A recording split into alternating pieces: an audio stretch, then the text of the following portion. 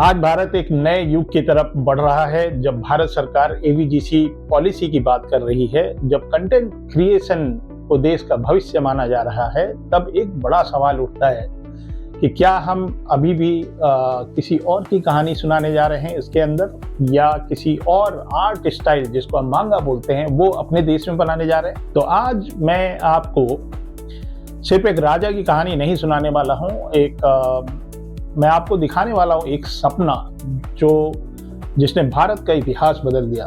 एक साधारण युवक, एक महान गुरु और एक अडिग संकल्प, सम्राट चंद्रगुप्त मौर्य। एक ऐसा राजा जिसके पास शुरुआत में कोई राज सिंहासन भी नहीं था, और लेकिन दृष्टि थी, एक विजन था।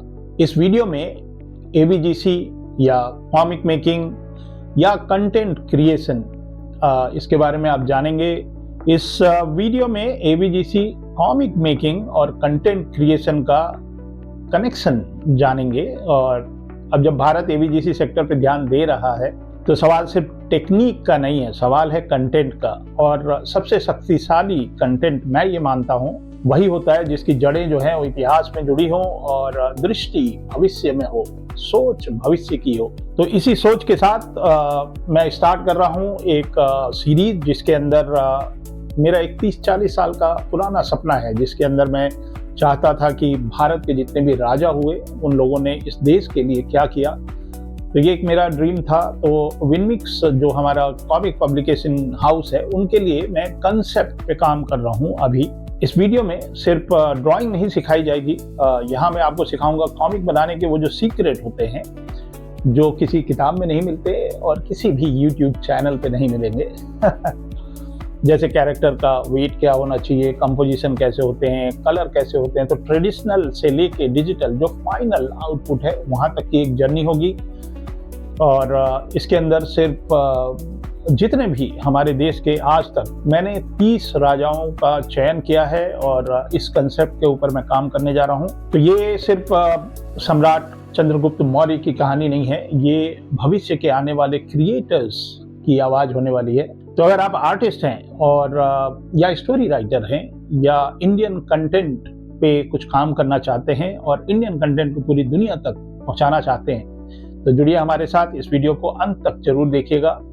और क्योंकि ये सिर्फ सम्राट चंद्रगुप्त मौर्य की कथा नहीं है, ये आने वाले क्रिएटर्स की शुरुआत है। तो मैं हूं दिलीप चौबे और ये कंटेंट मेरा एक सपना था कि अपने देश के उन वीरों के लिए कुछ काम करूं जिन लोगों ने अखंड भारत का सपना देखा। चलिए स्टार्ट करते हैं। तो ये कंसेप्ट है सम्राट चंद्रगुप्त मौर्य के ऊपर। तो सबसे पहले मैं थंबनेल बनाने जा रहा हूँ। तो थंबनेल वो एक स्क्रिबल आइडिया है हमारा, तो उसके अंदर मैं जो भी मेरे मेन कैरेक्टर्स हैं वो मैं बनाने जा रहा हूँ। और तो ये चाणक्य हैं और चाणक्य का किरदार इनके जीवन में बहुत ही रोचक है। तो ये चाणक्य हैं और वो एक तरह की ललकार रहे हैं या ब्लेस कर रहे हैं। और यहाँ पे मैं चंद्रगुप्त मौर्य को घोड़े पे एक योद्धा की तरह ये बनाने जा रहा हूँ। और घोड़ा जो है वो एक्शन में है और इनके हाथ में एक तलवार रहेगी।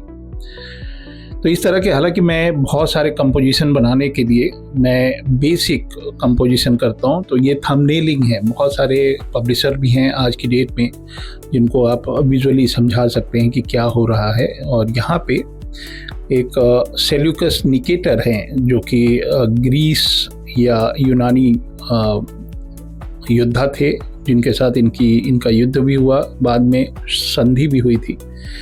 तो अलेक्जेंडर के बाद, उसकी मौत के बाद कि ये हिस्टोरिकल इवेंट है। तो ये थंबनेलिंग का प्रोसेस है।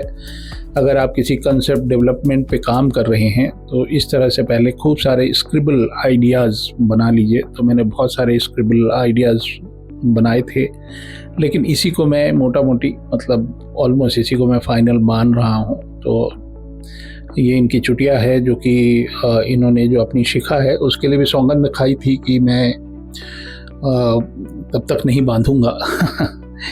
तो देखिए, जब कंसेप्ट डेवलपमेंट करते हैं, जैसे विनमिक्स के लिए मेरा एक ड्रीम था, मतलब बहुत सालों से मैं सोच के रखा था कि जितने भी हमारे राजा हुए, जो पराक्रमी राजा जिन्होंने अखंड भारत के लिए अपना योगदान दिया, उसकी एक सीरीज पे कॉमिक बनाऊं मैं बहुत दिनों से। कॉमिक मतलब 32 पेज वाली नहीं, kind of graphic novel with all the authentic research and all. तो विनमिक्स मेरी ही कंपनी है, हम कॉमिक प्रकाशक भी हैं। तो ये हमारा एक थंबनेल हो गया, ये कंसेप्ट आइडिया हो गया। अब मैं ये हमारा जो कॉमिक का जो रेशियो होता है, जो साइज़ होता है, उसके ऊपर मैं फाइनल पेंसिलिंग करने जा रहा हूँ। तो पहले कंसेप्ट हो गया, और जो राइटर्स हैं, अगर हम एवीजीसी के लिए कंटेंट क्रिएशन की बात कर रहे हैं, तो जब हम कंसेप्ट पे काम करते हैं तो दो तरह के लोगों की ज़रूरत होती है। एक जो ऑथेंटिक रिसर्च करके एक स्टोरी नहीं बोलेंगे, ये तो ऐतिहासिक घटना है, तो बढ़िया सा रिसर्च करे। तो आई am looking for an artist and I am looking for a writer जिनका इतिहास में बहुत अच्छी पकड़ हो, रुचि हो। पकड़ तो अलग बात है, रुचि होनी चाहिए। बहुत सारी किताबें हैं, जब मैं पढ़ने लगा, थोड़ा सा दुखद ये है कि चंद्रगुप्त मौर्य की हमें कोई मूर्ति नहीं मिलती है ऑथेंटिक, जबकि ये जो नेक्टर हैं सेलुकस निकेटर के कॉइन्स भी मिले मेरे को काफ़ी, और उनके स्टैच्यूज़ भी मिले, उनके बस्ट भी मिले, उनका फेस मैं पहचान सकता हूँ, मतलब इतना उस समय उन लोगों ने बना के रखे थे। लेकिन हमें रिसर्च में बहुत अच्छा सेटिस्फैक्ट्री मुझे कोई ऑथेंटिक चंद्रगुप्त मौर्य के बारे में नहीं मिला। अशोक के बारे में दिखता है। तो अभी हालांकि ये बहुत शुरुआती चीज़ मैं बना रहा हूँ, कंसेप्ट पे काम कर रहा हूँ, और 30 राजा हैं, 30, तो 30 कवर पेज में बनाऊँगा, कंसेप्ट पे बनाऊँगा। जो मैंने विजुअल रिसर्च किया है या जो मेरा डिज़ाइन डॉक्यूमेंट है, I will send it to my writer. वो राइटर आप भी हो सकते हैं। मुझे तलाश है कोई अच्छे युवा इतिहासकार जिनका हिस्ट्री पे बहुत इंटरेस्ट हो, वो मेरे से संपर्क करें। मैं चाहूँगा कि उनकी लेखनी रहे, और कम से कम 100 पेज की एक कॉमिक होनी चाहिए। तो 30 कॉमिक है तो आप गणित लगा दीजिए कितना काम होने वाला है। तो ये चाणक्य है। मैं अभी फ़िलहाल एक बार स्क्रिबल कर ले रहा हूँ, और जो बच्चे बहुत ही पाश्चात्य कथाओं से में बहुत रुचि लेने लगे हैं, उनको बता दें कि हमारे देश में सुपर हीरोज़ की कोई कमी नहीं है। हमारे देश के जो सुपर हीरोज़ हैं, हमारा इतिहास है, हमारा इस तरह का कंटेंट जो है हम बना नहीं रहे हैं। ये अफसोस था। मैं जब ये पीड़ा उठाया कि मैं 30 राजाओं के बारे में कुछ लिखूंगा, कुछ उनकी जीवनी के ऊपर काम करूंगा, उनकी पूरी कहानी चित्रों के माध्यम से बच्चों के लिए बनाऊंगा या देश के लिए बनाऊंगा, तो फिर मैंने ये आइडिया पहले आया मेरे दिमाग में, फिर मैंने आइडिया ड्रॉप कर दिया। बोलिए क्यों? मैंने सोचा यार बहुत काम है, कौन करेगा। फिर मेरे दिमाग में आया कि अगर मैं नहीं करूँगा तो कौन करेगा। So I was the chosen one to take this initiative कि कंटेंट क्रिएशन जिस तरह का एवीजीसी को करना चाहिए, उसमें मेरा भी थोड़ा सा योगदान हो। तो एक से एक राजा हैं, उन लोगों ने बहुत सारा काम किया, मंदिर बनवाए, महल बनवाए, देश के लिए बहुत सारी चीज़ें की, लेकिन हमारे पास वो छिटपुट इधर उधर, मतलब चैट जीपीटी पे, विकिपीडिया पे और इस तरह कुछ किताबें हैं, अच्छी किताबें हैं। तो कोई अच्छा सा राइटर मिले जो कि एकदम ऑथेंटिक रिसर्च करे, बहुत अच्छे से उन जगहों पे जाए जहाँ पे ये रहा करते थे, उनकी जो भी म्यूज़ियम्स हैं जिसके अंदर उनके थोड़े से भी कुछ भी इनपुट मिल जाए तो वो सारा कलेक्ट करे, फिर ये उनकी जीवनी को लिख के हमारे साथ बैठे, तब उसके ऊपर हम चित्र बनाएं और एक धरोहर बनाएं अपने देश के लिए कि जितने भी राजा हैं हमारे देश में हुए हैं आज तक, हम तो 30 ही चुने हैं, मतलब 300 भी हो सकते हैं, तो उन सब के बारे में डॉक्यूमेंटेड हो और अच्छी क्वालिटी का आर्ट वर्क हो, अच्छा सा उसके अंदर।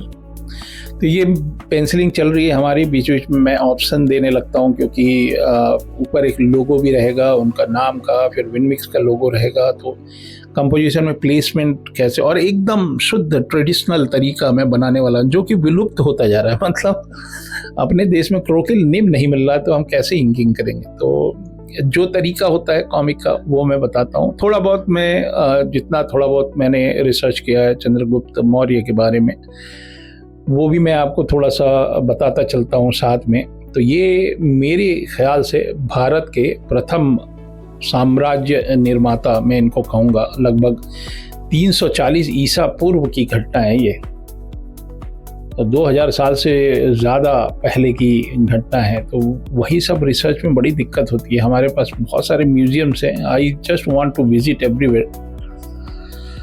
तो ये मैंने एक जेस्चर बनाया, और ये 3 कैरेक्टरों के मुख्य, एक लेयर पे हमारे चाणक्य हो गए जो विशालकाय दिख रहे हैं, उसके बाद मैंने चंद्रगुप्त मौर्य को बनाया, और अब हम यहाँ पे जो यूनानी शासक था उसको बना रहा हूँ।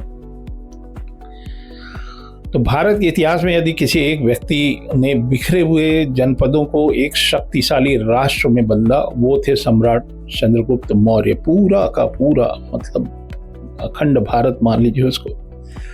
तो वे केवल एक राजा नहीं थे, बल्कि भारतीय उपमहाद्वीप के सबसे पहले, मतलब पहले साम्राज्य निर्माता मैं मानता हूं उनको। तो इतिहास में इतिहासकारों के अनुसार चंद्रगुप्त मौर्य का जन्म लगभग 340 ईसा पूर्व के आसपास माना जाता है। उनकी जन्म की तिथि या जो लोकेशन और ये है, उसमें थोड़े बहुत कंट्रोवर्सी है, कौन कहाँ रहता था, कैसे रहता था, थोड़े मतभेद हैं उसके ऊपर। लेकिन कुछ ग्रंथ उन्हें मौर्य कुल से जोड़ते हैं, तो कुछ बौद्ध स्रोत ने एक साधारण पृष्ठभूमि से आया हुआ बताते हैं कि वो ये चाणक्य कहीं गए थे, उनको एक लड़का दिखाई दिया और उस लड़के को वो ले आए अपने साथ। लेकिन एक बात जो है वो एकदम बिल्कुल निर्विवाद है कि चंद्रगुप्त का उत्थान जो है, जहाँ से ये आए थे, वो राजमहल में नहीं हुए थे। मतलब ये जीवन भर इन्होंने संघर्ष किया।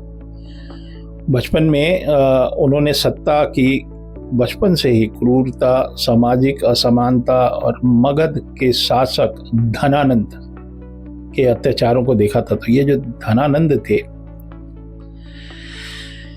वो थोड़े क्रूर शासक थे। और चंद्रगुप्त के जीवन का जो सबसे बड़ा मोड़ आया जब उनकी मुलाकात होती है,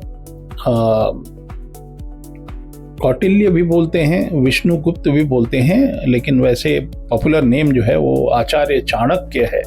बहुत बुद्धिजीवी थे और बहुत ही विद्वान व्यक्ति थे। तो चाणक्य जो है तक्षशिला विश्वविद्यालय के आचार्य थे, और इनको राजनीति, अर्थशास्त्र और कूटनीति, ये आज भी चाणक्य नीति चलती है। तो मैं, जितने भी बच्चे हैं जो ये वीडियो देख रहे हैं, मैं अभी सभी से रिक्वेस्ट करूंगा कि एक बार आप चंद्रगुप्त मौर्य की पूरी कथा और चाणक्य के बारे में जरूर पढ़ें।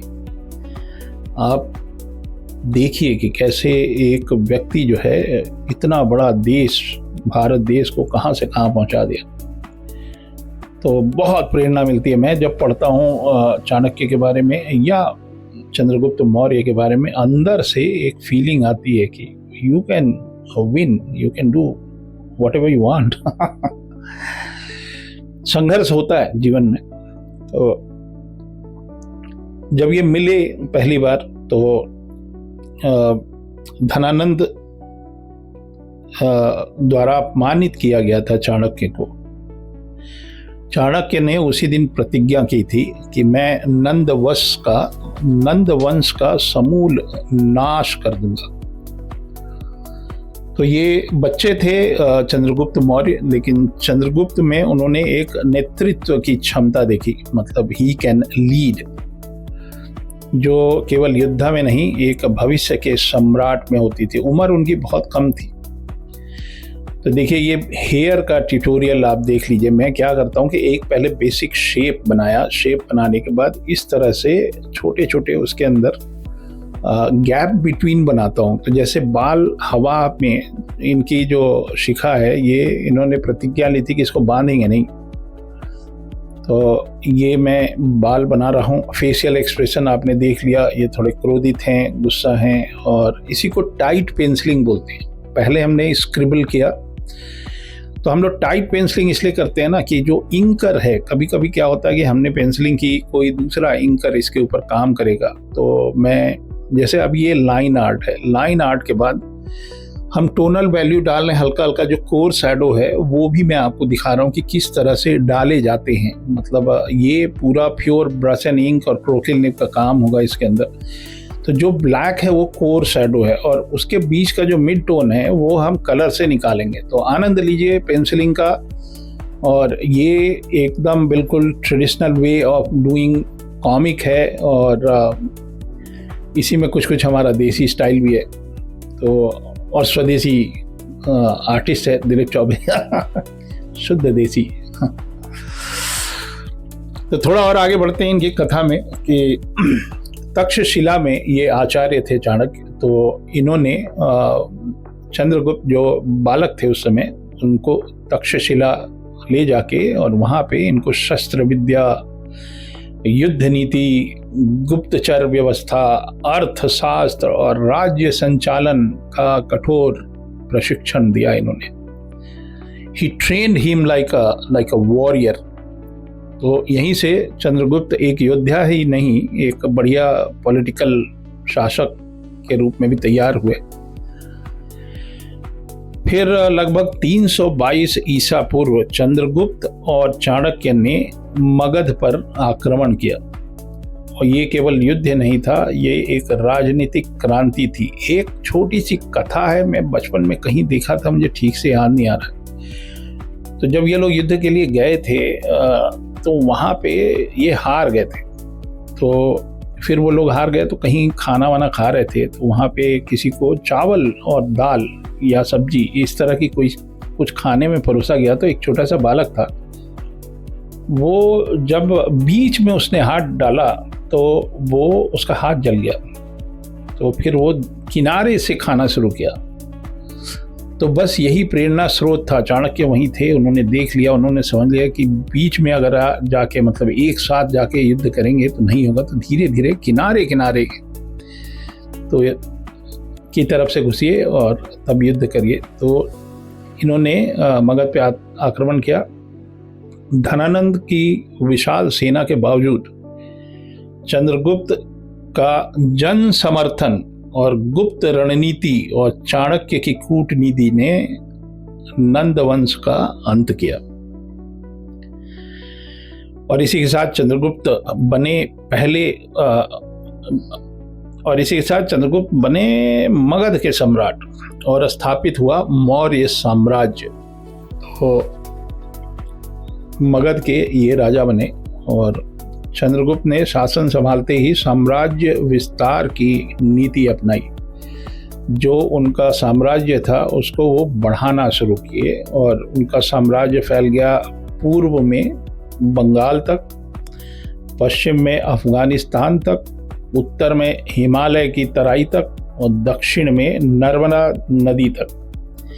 तो ये उस समय का सबसे विशाल भारतीय साम्राज्य था। आप वीडियो के बाद बहुत सारा मैंने रिसर्च किया। एक्चुअल में क्या है ना कि किसी वीडियो में मैं बताऊंगा कि मेरा विजुअल डॉक्यूमेंट क्या होता है, क्या क्या रिसोर्सेज होते हैं हमारे, कौन सा इमेज मुझे मिला, कहाँ से कौन सा इंडिया का मैप था, उस समय क्या था, ये सब आप लोग इतिहास की किताबों में। और जब ये हमारी कॉमिक बनेगी तो उसमें हम प्री प्रोडक्शन वाला पार्ट एक रखना चाहेंगे कि कितना हमने इसके अंदर ऑथेंटिक रिसर्च किया, कहाँ कहाँ हम गए। तो उसका एक प्री प्रोडक्शन का एक बुक बनाने का भी हमारा तरीका है। मतलब there will be pre production for the whole book. अगर मैं वीडियो में वो सब इमेजेस डाल दूंगा तो अभी ये बहुत जो मैं दिखाना चाह रहा हूँ कोर चीज़ें, क्योंकि अगर मुझे ABGC के लिए कुछ करना है, मतलब कॉमिक के लिए कंटेंट बनाना है, तो चित्रकारी, ड्राइंग बहुत ज़रूरी है। तो चित्रों के माध्यम से हम चीज़ें समझा रहे हैं। तो बहुत सारे मेरे स्टूडेंट हैं जो बनाना भी चाहते हैं ड्राइंग, तो उनके लिए ये ट्यूटोरियल है। बहुत ज़्यादा हम वो सब इमेजेस वगैरह डालेंगे तो ये हमारा जो फोकस है ड्राइंग वाला वो थोड़ा सा घट जाएगा, लेकिन हम आपको प्रामाणिक दिखाएंगे आगे चल के। तो सिकंदर का भी जिक्र होता है। कहते तो ये हैं कि एक बार इन्होंने सिकंदर को देखा भी था चंद्रगुप्त मौर्य ने। तो सिकंदर महान की मृत्यु 323 ईसा पूर्व के बाद हुई थी। उसके जो सेनापति थे भारत के उत्तर पश्चिमी क्षेत्रों में शासन कर रहे थे। तो जो अलेक्जेंडर के जो सेनापति थे वो लोग, तो चंद्रगुप्त ने जो यूनानी शासकों को भी बहुत मारा पीटा, पराजित किया उन लोगों को, और पंजाब और सिंध क्षेत्र को भारत में फिर से सम्मिलित किया।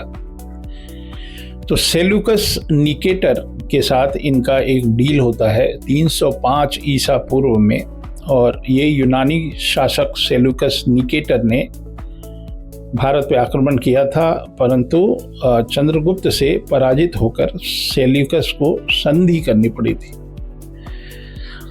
तो इस संधि में सेल्यूकस ने अफगानिस्तान और बलूचिस्तान के कुछ क्षेत्र जो हैं मौर्य साम्राज्य को दे दिए, और बदले में चंद्रगुप्त ने उनको 500 युद्ध हाथी प्रदान किए थे।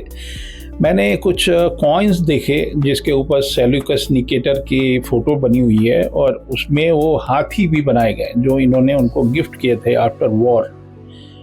और फिर शादी भी हुई थी उन्हीं के घर में। फिर ये एक तरह का ना कूटनीतिक विजय थी।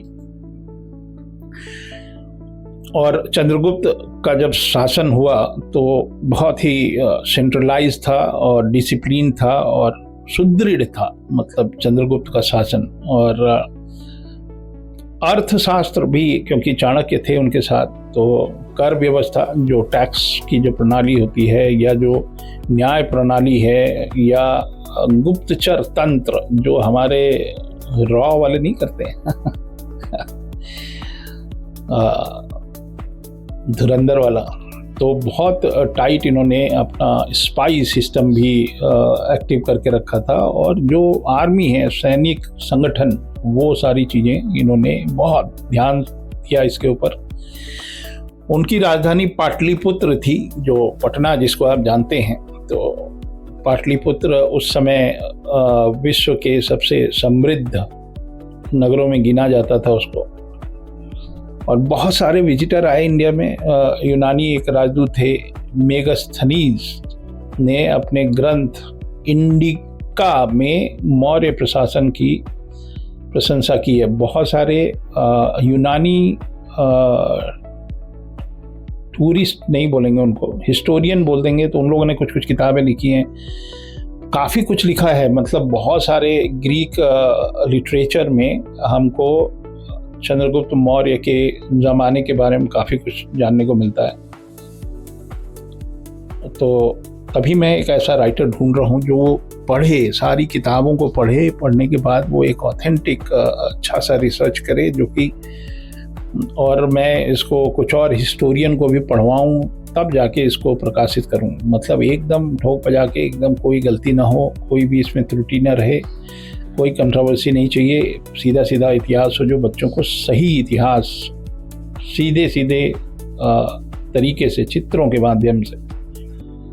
तो इस लेवल पे एक कॉमिक बननी चाहिए थी। मैं आर्ट वर्क में भी कोई समझौता नहीं, और लिटरेचर में भी कोई समझौता नहीं।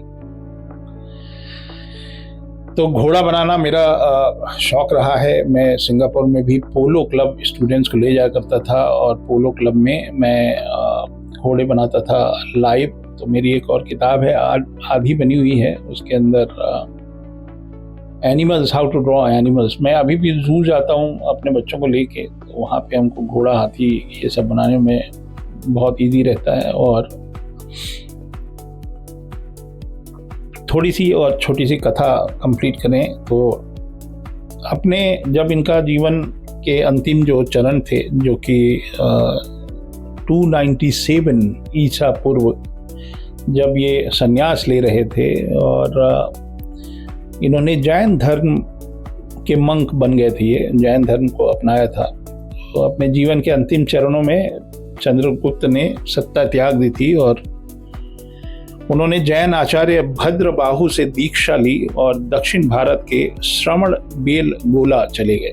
लगभग 297 ईसा पूर्व उन्होंने जैन परंपरा अनुसार उपवास द्वारा अपना देह त्याग दिया, मतलब उपवास किए कई दिन और फिर अपना देह त्याग दिए।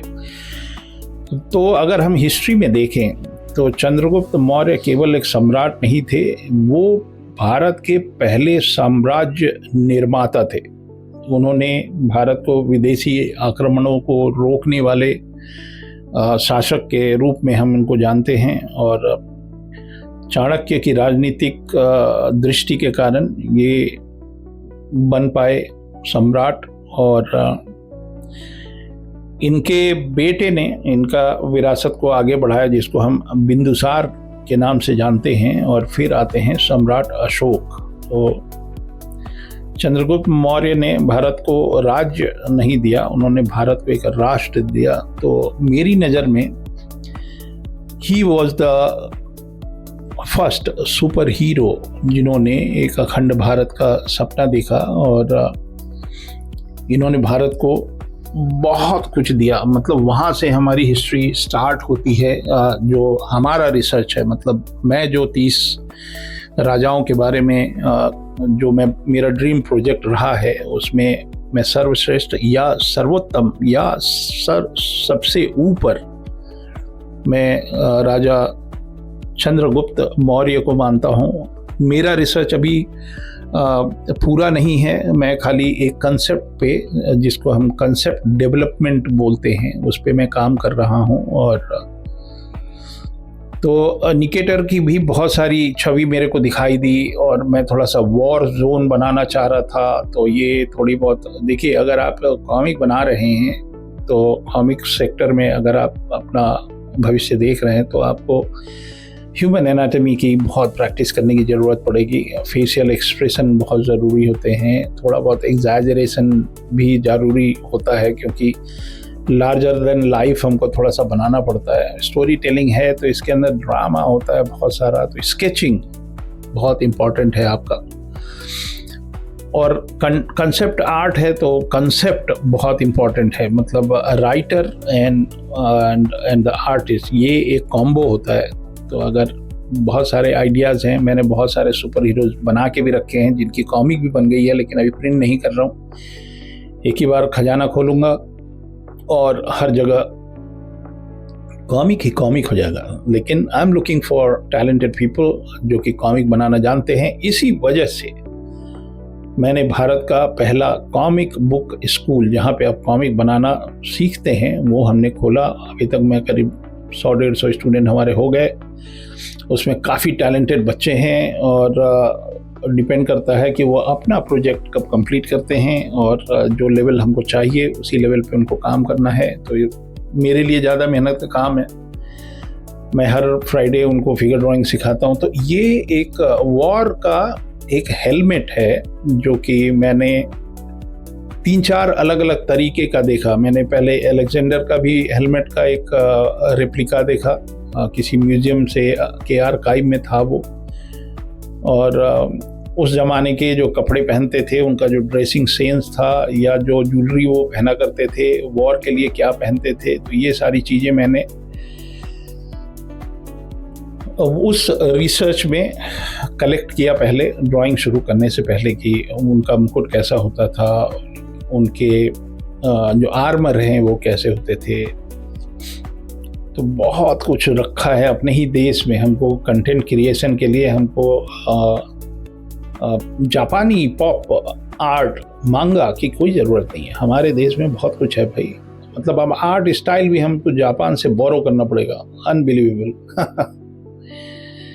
वो एक उनका कल्चर है, हमको अपना कल्चर डेवलप करना है। ये मेरी नज़र में ये सुपर हीरो हैं, रियल लाइफ सुपर हीरो हैं भाई, रियल लाइफ। एक बार आप जब पढ़ेंगे और आप चंद्रगुप्त के बारे में पूरा जानेंगे तो you will mesmerise, oh my God, ये सब हमारे देश में हुआ है। तो ये जो जेनजी के बच्चे हैं वो लिटरेचर से तो काफ़ी दूर होते जा रहे हैं, क्योंकि हम सब कुछ सोचते हैं कि चैट जीपीटी पे ही मिल जाएगा। तो वो सब चीज़ों पे हमको थोड़ा सा फोकस करना पड़ेगा। मैं जब रिसर्च कर रहा था तो मैंने एक 1939 में एक मूवी बनी है चंद्रगुप्त मौर्य के ऊपर, जिसमें भारत भूषण जी और निरूपा राय, ये दो एक्टर हैं, 1939 की वो मूवी देखी मैंने।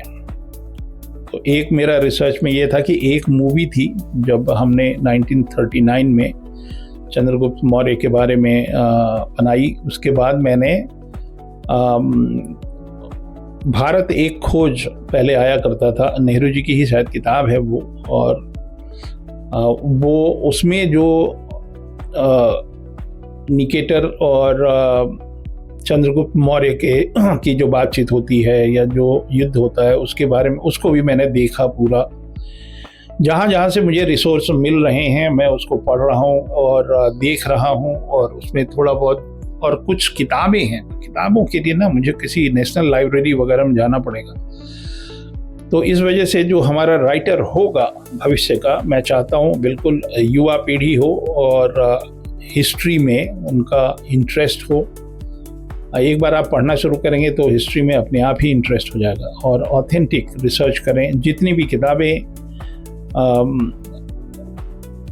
चंद्रगुप्त मौर्य पे लिखी गई हैं वो सारी किताबें उनको पढ़नी चाहिए। पढ़ने के बाद हम लोग साथ में बैठेंगे और सारी चीज़ों को बहुत अच्छे से जानेंगे। उसके बाद ये कंटेंट क्रिएशन पे काम शुरू होगा। तो 30 सुपर हीरोज़ हैं। इसके बाद मैं अशोक के ऊपर काम शुरू करूँगा, चक्रवर्ती सम्राट अशोक।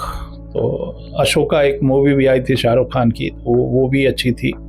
काफ़ी चीज़ें हमको पता है, मतलब, लेकिन वो ही है ना कि अब इधर उधर से मैंने पढ़ रखी हैं, वो कितना ऑथेंटिक है कितना नहीं है। तो ऑथेंटिक वाले के लिए एक प्रॉपर रिसर्च की ज़रूरत है। तो रिसर्चर चाहिए जो हिस्ट्री के जानकार हों और उनकी रुचि हो। फिर हम कॉमिक के फॉर्मेट में उसको लिखें और उसके बाद इसके ऊपर ग्राफिक नॉवेल बनाएं। मतलब 100-200 पेज तो हो, तब तो मज़ा आए। 32 पेज वाला नहीं, और बढ़िया क्वालिटी का पेपर, बढ़िया इंटरनेशनल क्वालिटी का आर्ट वर्क, और उसके बाद कलेक्टिबल भी। तो जो हम महाराजा बनाएं, उन महाराजा की कम से कम 12 इंची का एक स्कल्पचर हो आपके टेबल पे, और आप उसको कलेक्ट करें, और ताकि आने वाली युवा पीढ़ियों को दिखाएं। मैं देखता हूँ, मैं इधर उधर जाता हूँ अच्छे जगहों पे। आज का एक युवा वर्ग है जो बहुत अच्छा 3D में काम कर रहा है, 3D मॉडलिंग कर रहा है, सब कुछ कर रहा है। लेकिन AVGC में हम जैसे AVTGC में बोलता हूँ, मतलब टॉयज़, मतलब इंडिया के अंदर मैं कम से कम 50 बच्चों को जानता हूँ जो घर में अपने पास 3D प्रिंटर रखे हैं।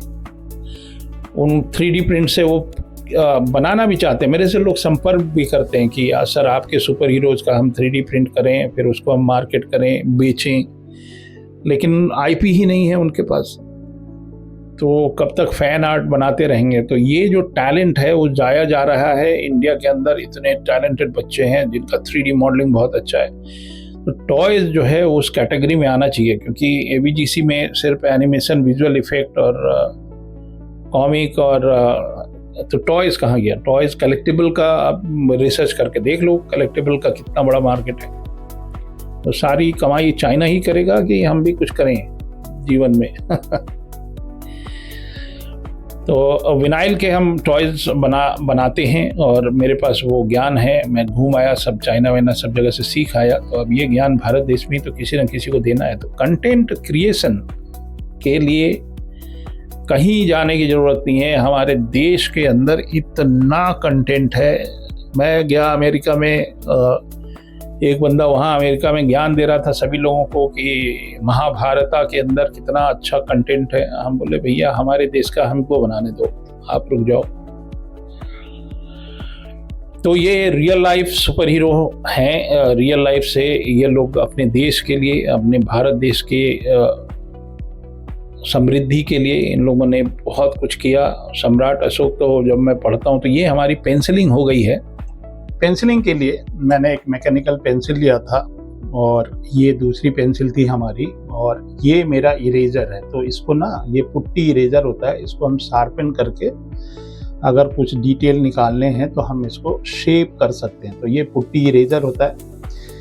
और मैं जो एकदम विलुप्त होने वाली जो कला है ट्रेडिशनल वाली, तो ये हमारे क्रोकिल निब हैं। ये क्रोकिल निब है जिसको आप जी पेन बोलते हैं या मांगा बोलते हैं। इसी से डीसी मार्बल बनता है भाई।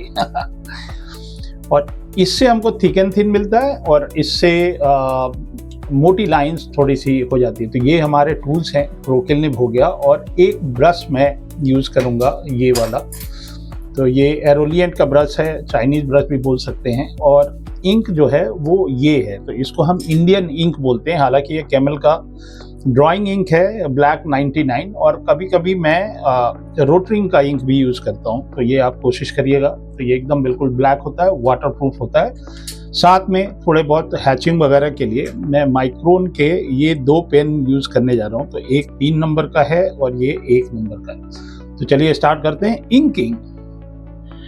तो जब हम इंकिंग स्टार्ट करते हैं ना, तो एक अच्छी सी प्लानिंग लेके चलते हैं, मतलब प्लान करके इंकिंग शुरू करते हैं। तो जो कोर शैडोज हैं वो ऑलरेडी मैंने मार्क कर रखे हैं। और जो टूल्स मैंने आपको दिखाया, क्रोकिल निब से हम कुछ अलग तरह के स्ट्रोक लेते हैं, बाल के लिए अलग लेते हैं, ब्रश से कुछ और लेते हैं। तो ये प्लानिंग होती है पहले तो, ठीक है।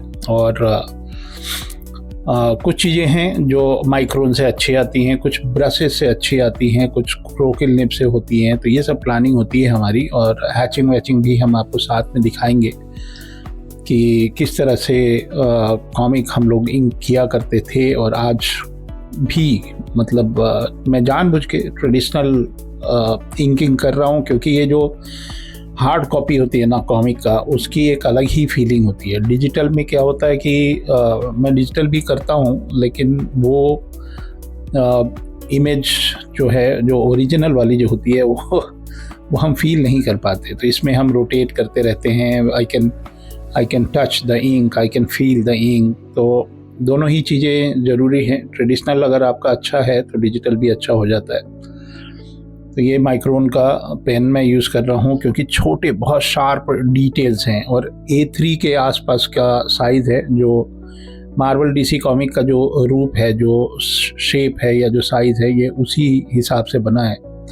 तो जो कोर शैडो हैं वो देखिए, मैं वहाँ पे पूरा का पूरा ब्लैक फिल कर दे रहा हूँ। बाद में मैं इसको रेंडर करूँगा। लाइट डिसाइडेड है कि एक तरफ से कोर लाइट है, मतलब हार्ड लाइट है, और एक तरफ से एम्बियंस लाइट है। तो ये सब चीज़ें मैं ऑलरेडी दिमाग में रखा हूँ। और ब्रश के स्ट्रोक्स आप देखें तो ये 000 वाला ब्रश है, और ये सुख है।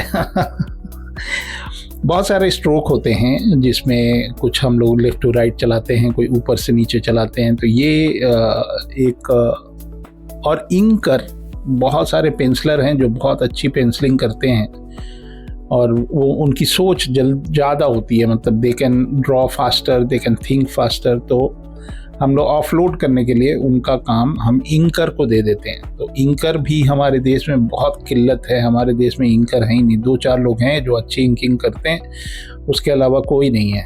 तो वो आपको एक सेटिस्फैक्ट्री काम करना पड़ता है, क्योंकि इंकर की जो काम है वही प्रिंट होता है। पेंसिलर वाला काम, पेंसिल का जो काम है वो ऑलमोस्ट डिलीट हो जाता है, मतलब वो दिखता नहीं है। तो इंकर को जस्टिफाई करना पड़ता है एक एक स्ट्रोक। अगर कहीं उनको कोई दिक्कत होती है तो वो इंकर पेंसिलर से पूछ लेता है कि भैया यहाँ पे कुछ आप क्या चाह रहे थे, या इसके अंदर क्या आपको रिक्वायरमेंट थी। तो ये मैं सारे कोर शैडो पहले लगा दे रहा हूँ। बाद में इसमें थोड़ा हैचिंग करके वो जो कोर शैडो की जो शार्पनेस है उसको हम डाइल्यूट कर देते हैं। एक तरह का मिड टोन क्रिएट करते हैं हैचिंग में। तो ये चाणक्य हैं। चाणक्य की जीवनी आप सभी को पढ़नी चाहिए। और अच्छा रहेगा कि अगर हम इसको स्टोरी टेलिंग इसके अंदर करें ग्राफिक नॉवेल के माध्यम से, तो ये ज़्यादा अपीलिंग हो जाती है, क्योंकि विजुअली भी वो अच्छा लगता है। तो ये मेरा ड्रीम है और मुझे पता है कि भारत देश, सारे लोग जो लोग हमसे जुड़े हुए हैं वो भी यही चाहेंगे कि ये प्रोजेक्ट बने आगे चल के। ये 30 राजा सब में मतलब कम से कम 90 पेज की तो किताब होनी ही चाहिए, जिससे आप थोड़ा जस्टिफाई कर सकें उनकी जीवनी को, थोड़ा स्टैंडर्ड हो। मतलब मैं ये नहीं कह रहा कि मैं स्टैंडर्ड वाला काम कर रहा हूँ, मैं ये कह रहा हूँ कि जो इस समय दुनिया में जो भी इंटरनेशनल लेवल का जो आर्ट वर्क जिसको हम मानते हैं उस तरह का काम हो उसके अंदर। मैं अपने ही जो स्टूडेंट्स हैं जिन लोगों ने हमारे साथ कॉमिक मेकिंग की पढ़ाई की है, उसी में मेरे को आर्टिस्ट मिल जाएंगे, मुझे पता है।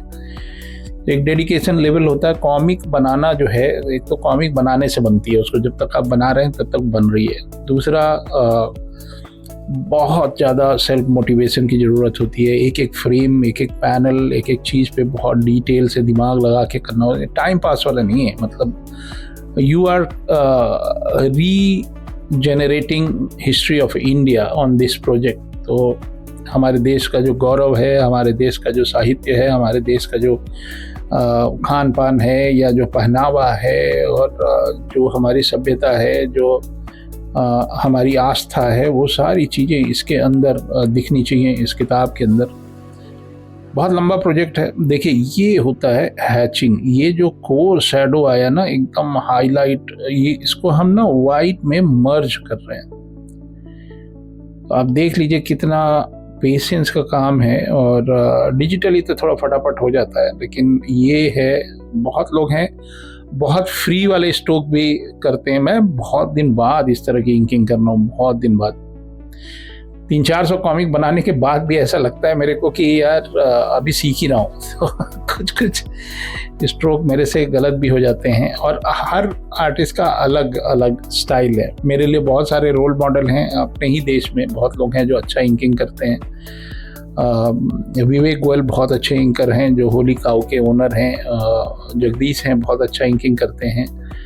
मोइन खान भी अच्छा इंकिंग करते हैं। तो ये कुछ लोग हैं जिनको हम इंकर के रूप में अपने दिमाग में मैं देखता हूँ कि इनकी इंकिंग बहुत ही शानदार है। विनोद जी एक बहुत बड़े इंकर हैं, जो काफ़ी आप लोगों ने अनुपम सिन्हा की कॉमिक में उनको देखा, उनकी इंकिंग बहुत अच्छी लगती है।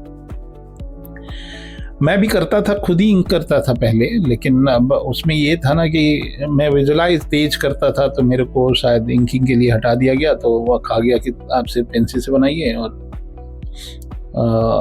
ये मुझे बहुत अच्छा काम लगता है। मतलब अगर आपको एक पेंसिलिंग अच्छी सी मिल जाए और उसके ऊपर आप जान लड़ा दें, पेंसिलिंग के बाद अगर पेंसिल से ड्राइंग बन गई है तो इंकिंग से उसके अंदर पेंसिल से कम वाली चीज़ नहीं होनी चाहिए, उससे ज़्यादा ही होनी चाहिए। तो एक्सपेक्टेशन लेवल फ्रॉम इंकर इज़ हायर एक्चुअली। बहुत सारे पेंसिलर हैं।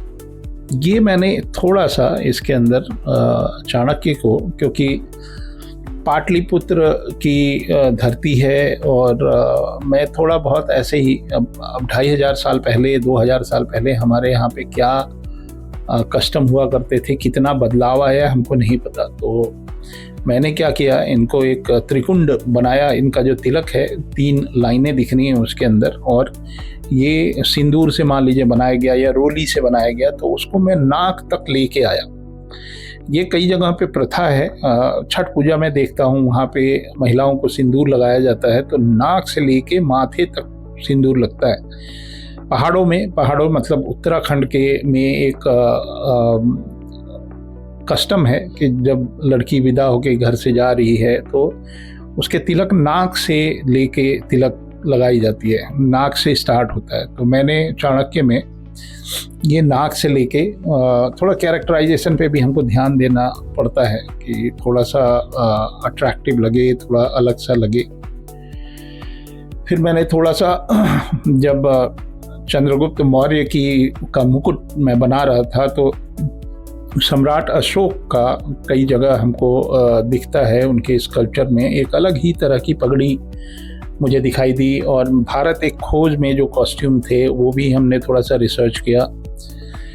तो ये बाल की इंकिंग हो रही है। आप देखो मैं क्या करता हूँ कि एकदम थिक से थिन लेके आता हूँ, थिक से थिन। तो ये बाल में थिक वाला पार्ट शैडो है और थिन वाला पार्ट जो है वो पतली लाइन, हेयर लाइन जिसको बोलते हैं ना, बाल।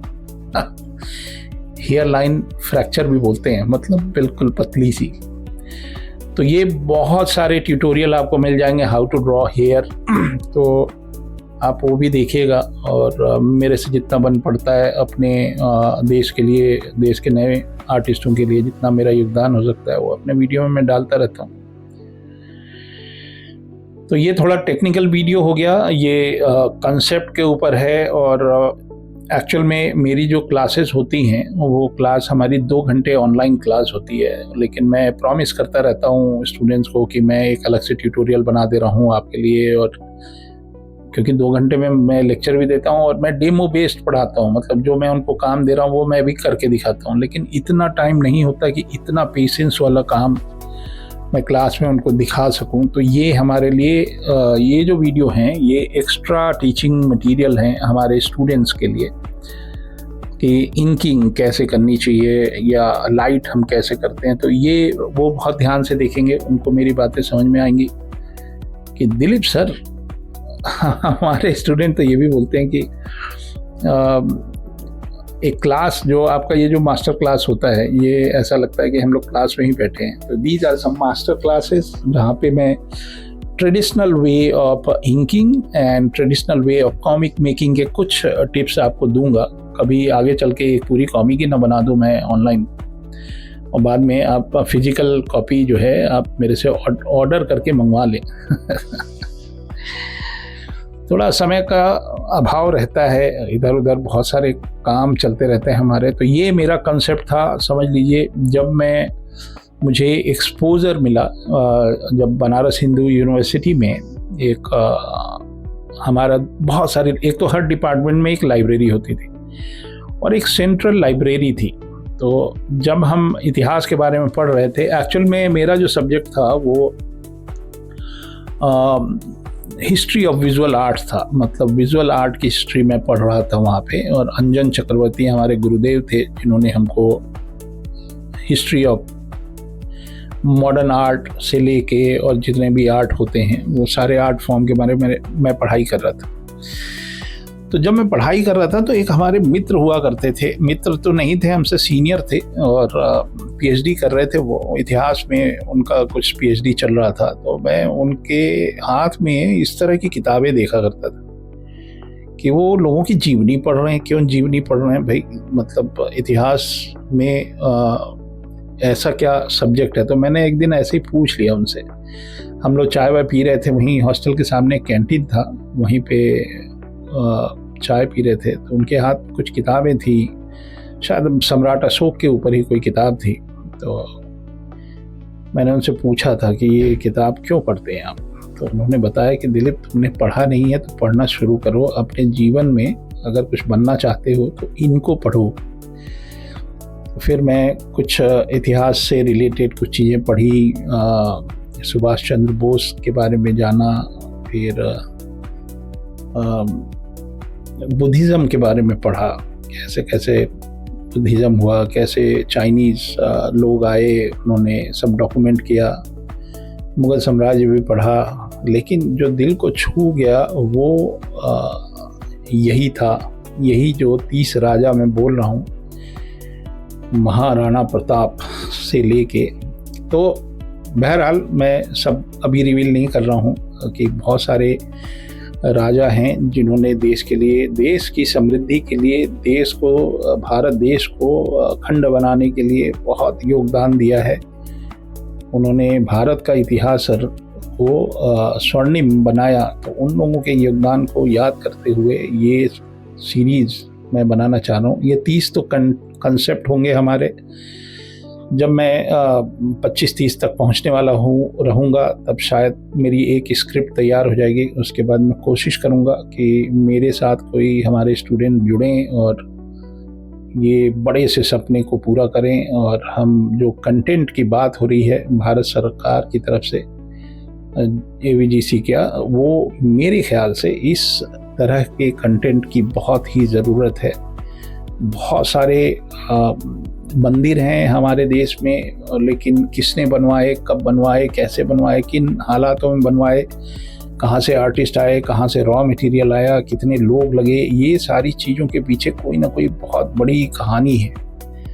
वो जन जन तक पहुंचनी चाहिए। और हमारा धर्म है, हमारा देश है, हमारी संस्कृति है, तो ये सारी चीज़ें जो हैं, मेरे भी काफ़ी मित्र हैं विदेशों में रहते हैं और उनको मैं बताना चाहता हूं कि देखिए हमारा देश सोने की चिड़िया क्यों कहलाती है और हम क्या थे और कितना हमारा सामर्थ्य था और है। इनको चित्रों के माध्यम से हम दिखाएं। वो इतिहास जो है वो सिर्फ विकिपीडिया और चैट जीपीटी और गूगल पे नहीं होना चाहिए। वो चित्रों के माध्यम से, अच्छे चित्रों के माध्यम से, एकदम वर्ल्ड क्लास, जिसको आप इंटरनेशनल लेवल बोलते हैं, उस लेवल पे किताबों की रचना मुझे करनी है और टीम के साथ। ये अकेले दम का नहीं है तो, लेकिन बहुत टाइम लग जाएगा मेरे को। तो मैं ब्रश एंड इंक यूज़ कर रहा हूँ और ये जो उंगली है, ये जो हाथ का जो जेस्चर है, ये भी मैं मेमोरी से बनाया हूँ। ये नहीं कि इसको कहीं से देख के बनाया हूँ। अपना ही हाथ को मैं इमेजिन कर लिया, उसके अंदर एक भाव भंगिमा है और एक एक्सप्रेशन है हाथ का। संयोग से जो मैं क्लास पढ़ा रहा हूँ उसमें भी मैं बॉडी लैंग्वेज ही पढ़ा रहा हूँ और how to draw facial expressions with body language. तो ये सब मेरी क्लासेस चलती हैं। कॉमिक मेकिंग एक प्रोसेस है। उसके लिए आपको पहले, कॉमिक बनाने से पहले आपको टोनल वैल्यू का ज्ञान होना चाहिए, एनाटॉमी का ज्ञान होना चाहिए, कंपोजिशन, फेशियल एक्सप्रेशन और फोरशॉर्टनिंग और इस तरह की चीज़ें, पर्सपेक्टिव की अच्छी पकड़ होनी चाहिए। फिर टूल्स पे आप मास्टर हो जाएं, मतलब क्यों थिक एंड थिन की ज़रूरत कहाँ पड़ती है, कहाँ ब्रश यूज़ करते हैं। तो ये सब बेसिक चीज़ें हैं। फाउंडेशन एक बार क्लियर हो जाएगा तो आप सारी चीज़ें बना सकते हैं। आप हाथ से बनाएंगे। मैं एआई के ज़माने में भी मैं ये आपको एकदम ट्रेडिशनल वे से बना के इसलिए भी दिखा रहा हूँ कि देख लीजिए आप। फाउंडेशन जिसका अच्छा होता है उसको ज़रूरत नहीं है एआई की। आप करिए, अगर आप एआई को ही मान के चल रहे हैं कि you can contribute something to AVGC sector using AI, I have no issues with that. Contribution बहुत ज़रूरी है। कंटेंट ही भगवान है आज की डेट में, तो कंटेंट की तो कोई कमी नहीं है ना। तो मैं आपको सिर्फ एक प्रेरित करने के लिए, जो युवा पीढ़ी है जिनको हम भविष्य मानते हैं अपने देश का, उनको मैं प्रेरणा देने के लिए मैं बता रहा हूँ कि बहुत कुछ है हमारे देश में जो कि अभी दुनिया भी नहीं जानती और हम तो भूल ही गए हैं। हम तो ऐसे आंख बंद कर लिए हैं जैसे कि ये सब घटनाएं हुई नहीं हमारे देश में।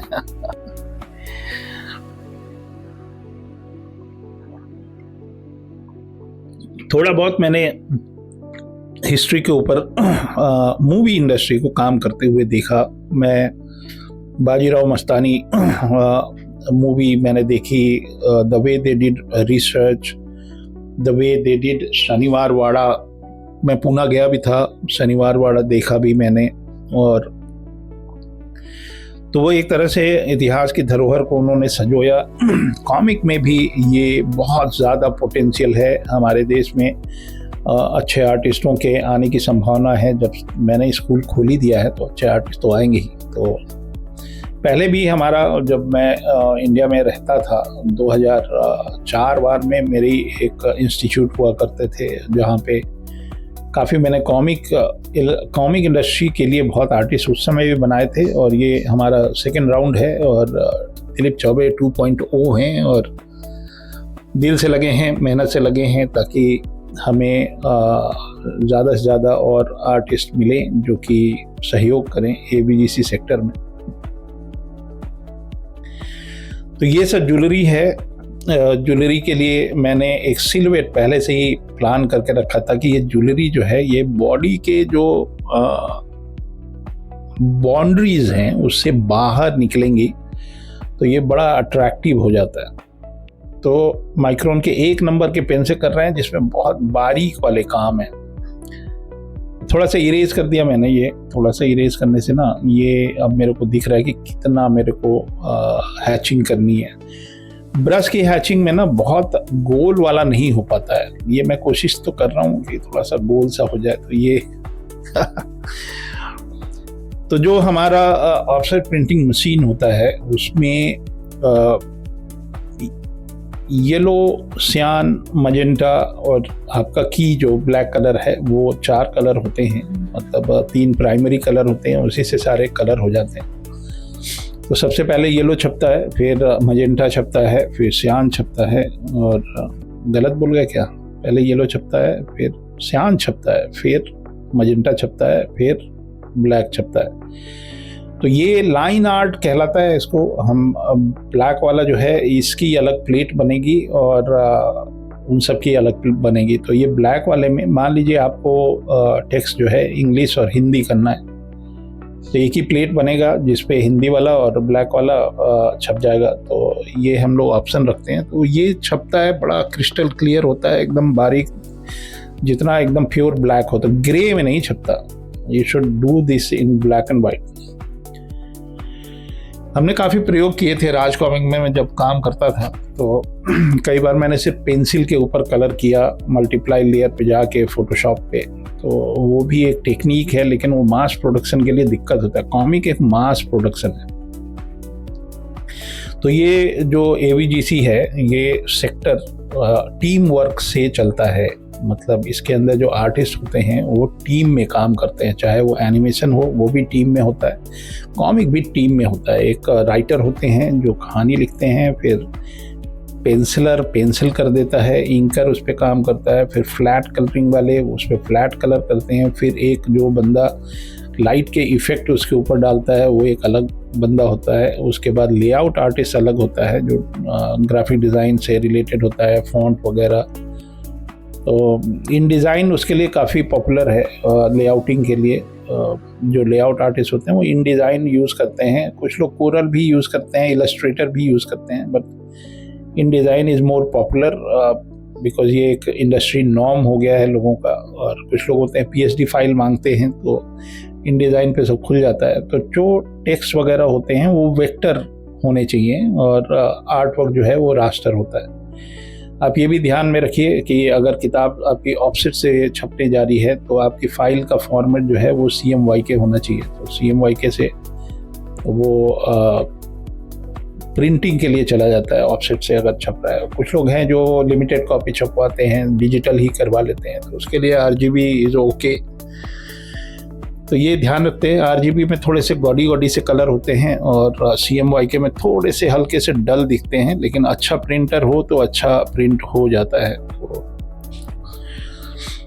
तो ये मैं घोड़े की इंकिंग कर रहा हूँ। इसमें वही जो मैं शुरुआत में आपको बताया था कि कोर शैडो जो है वो पहले मैंने मार्क कर लिया। जितना अच्छे से लाइट का आप एक और ट्यूटोरियल करते हैं किसी अगले कंसेप्ट पे, जिसमें मैं ब्लैक एंड वाइट को कैसे, ये जो शैडो है ना, बहुत लोग हैं शैडो लगाने में बड़ी दिक्कत होती है कि कहाँ पे लाइट किधर से आ रही है तो शैडो कहाँ बनेगा। बहुत लोग सिर्फ लाइन आर्ट विजुलाइज कर लेते हैं बट शैडो नहीं विजुलाइज कर पाते। तो ये थोड़े से इनका जो घोड़े का एक शाइनी सा स्किन होता है, स्किन क्या बोलेंगे, उस पर बाल तो होते हैं लेकिन वो बहुत शाइन करता है, तो वो वाला इफेक्ट मैं इस पर डालने की कोशिश कर रहा हूँ। तो ये बहुत ही माइन्यूट काम होता है, एकदम डिटेल में आपको करना है। तो जितना डिटेल में करेंगे ना, ये दिखता है छपने के बाद भी ना, आपको दिख जाएगा कि मेहनत से काम हुआ है कि बस ऐसे टाइम पास हुआ है। DigiPen में मैं कॉमिक मेकिंग की जो क्लास होती थी, सीक्वेंशियल आर्ट, तो एक कोर्स था, मतलब 3 क्रेडिट मिलते थे उस पर स्टूडेंट को। तो वो सीक्वेंशियल आर्ट की क्लास होती थी और 15 वीक मिलते थे बच्चों को, मतलब 4 महीने, और भी अलग अलग चीज़ें वो पढ़ते रहते थे। बट दे गॉट 4 महीने, तो 4 महीने में हर बच्चा, मतलब 25 से 30 बच्चे होते थे मेरी क्लास में। तो 25 से 30 बच्चे जो हैं, मुझे 25 से 30 कॉमिक मिलती थी। मतलब हर सेमेस्टर में I am getting around 30+ comic. और कोशिश रहती थी सबकी 32 पेज बनाने की, लेकिन कुछ लोग 16 पेज की ही बनाते थे with cover page and everything.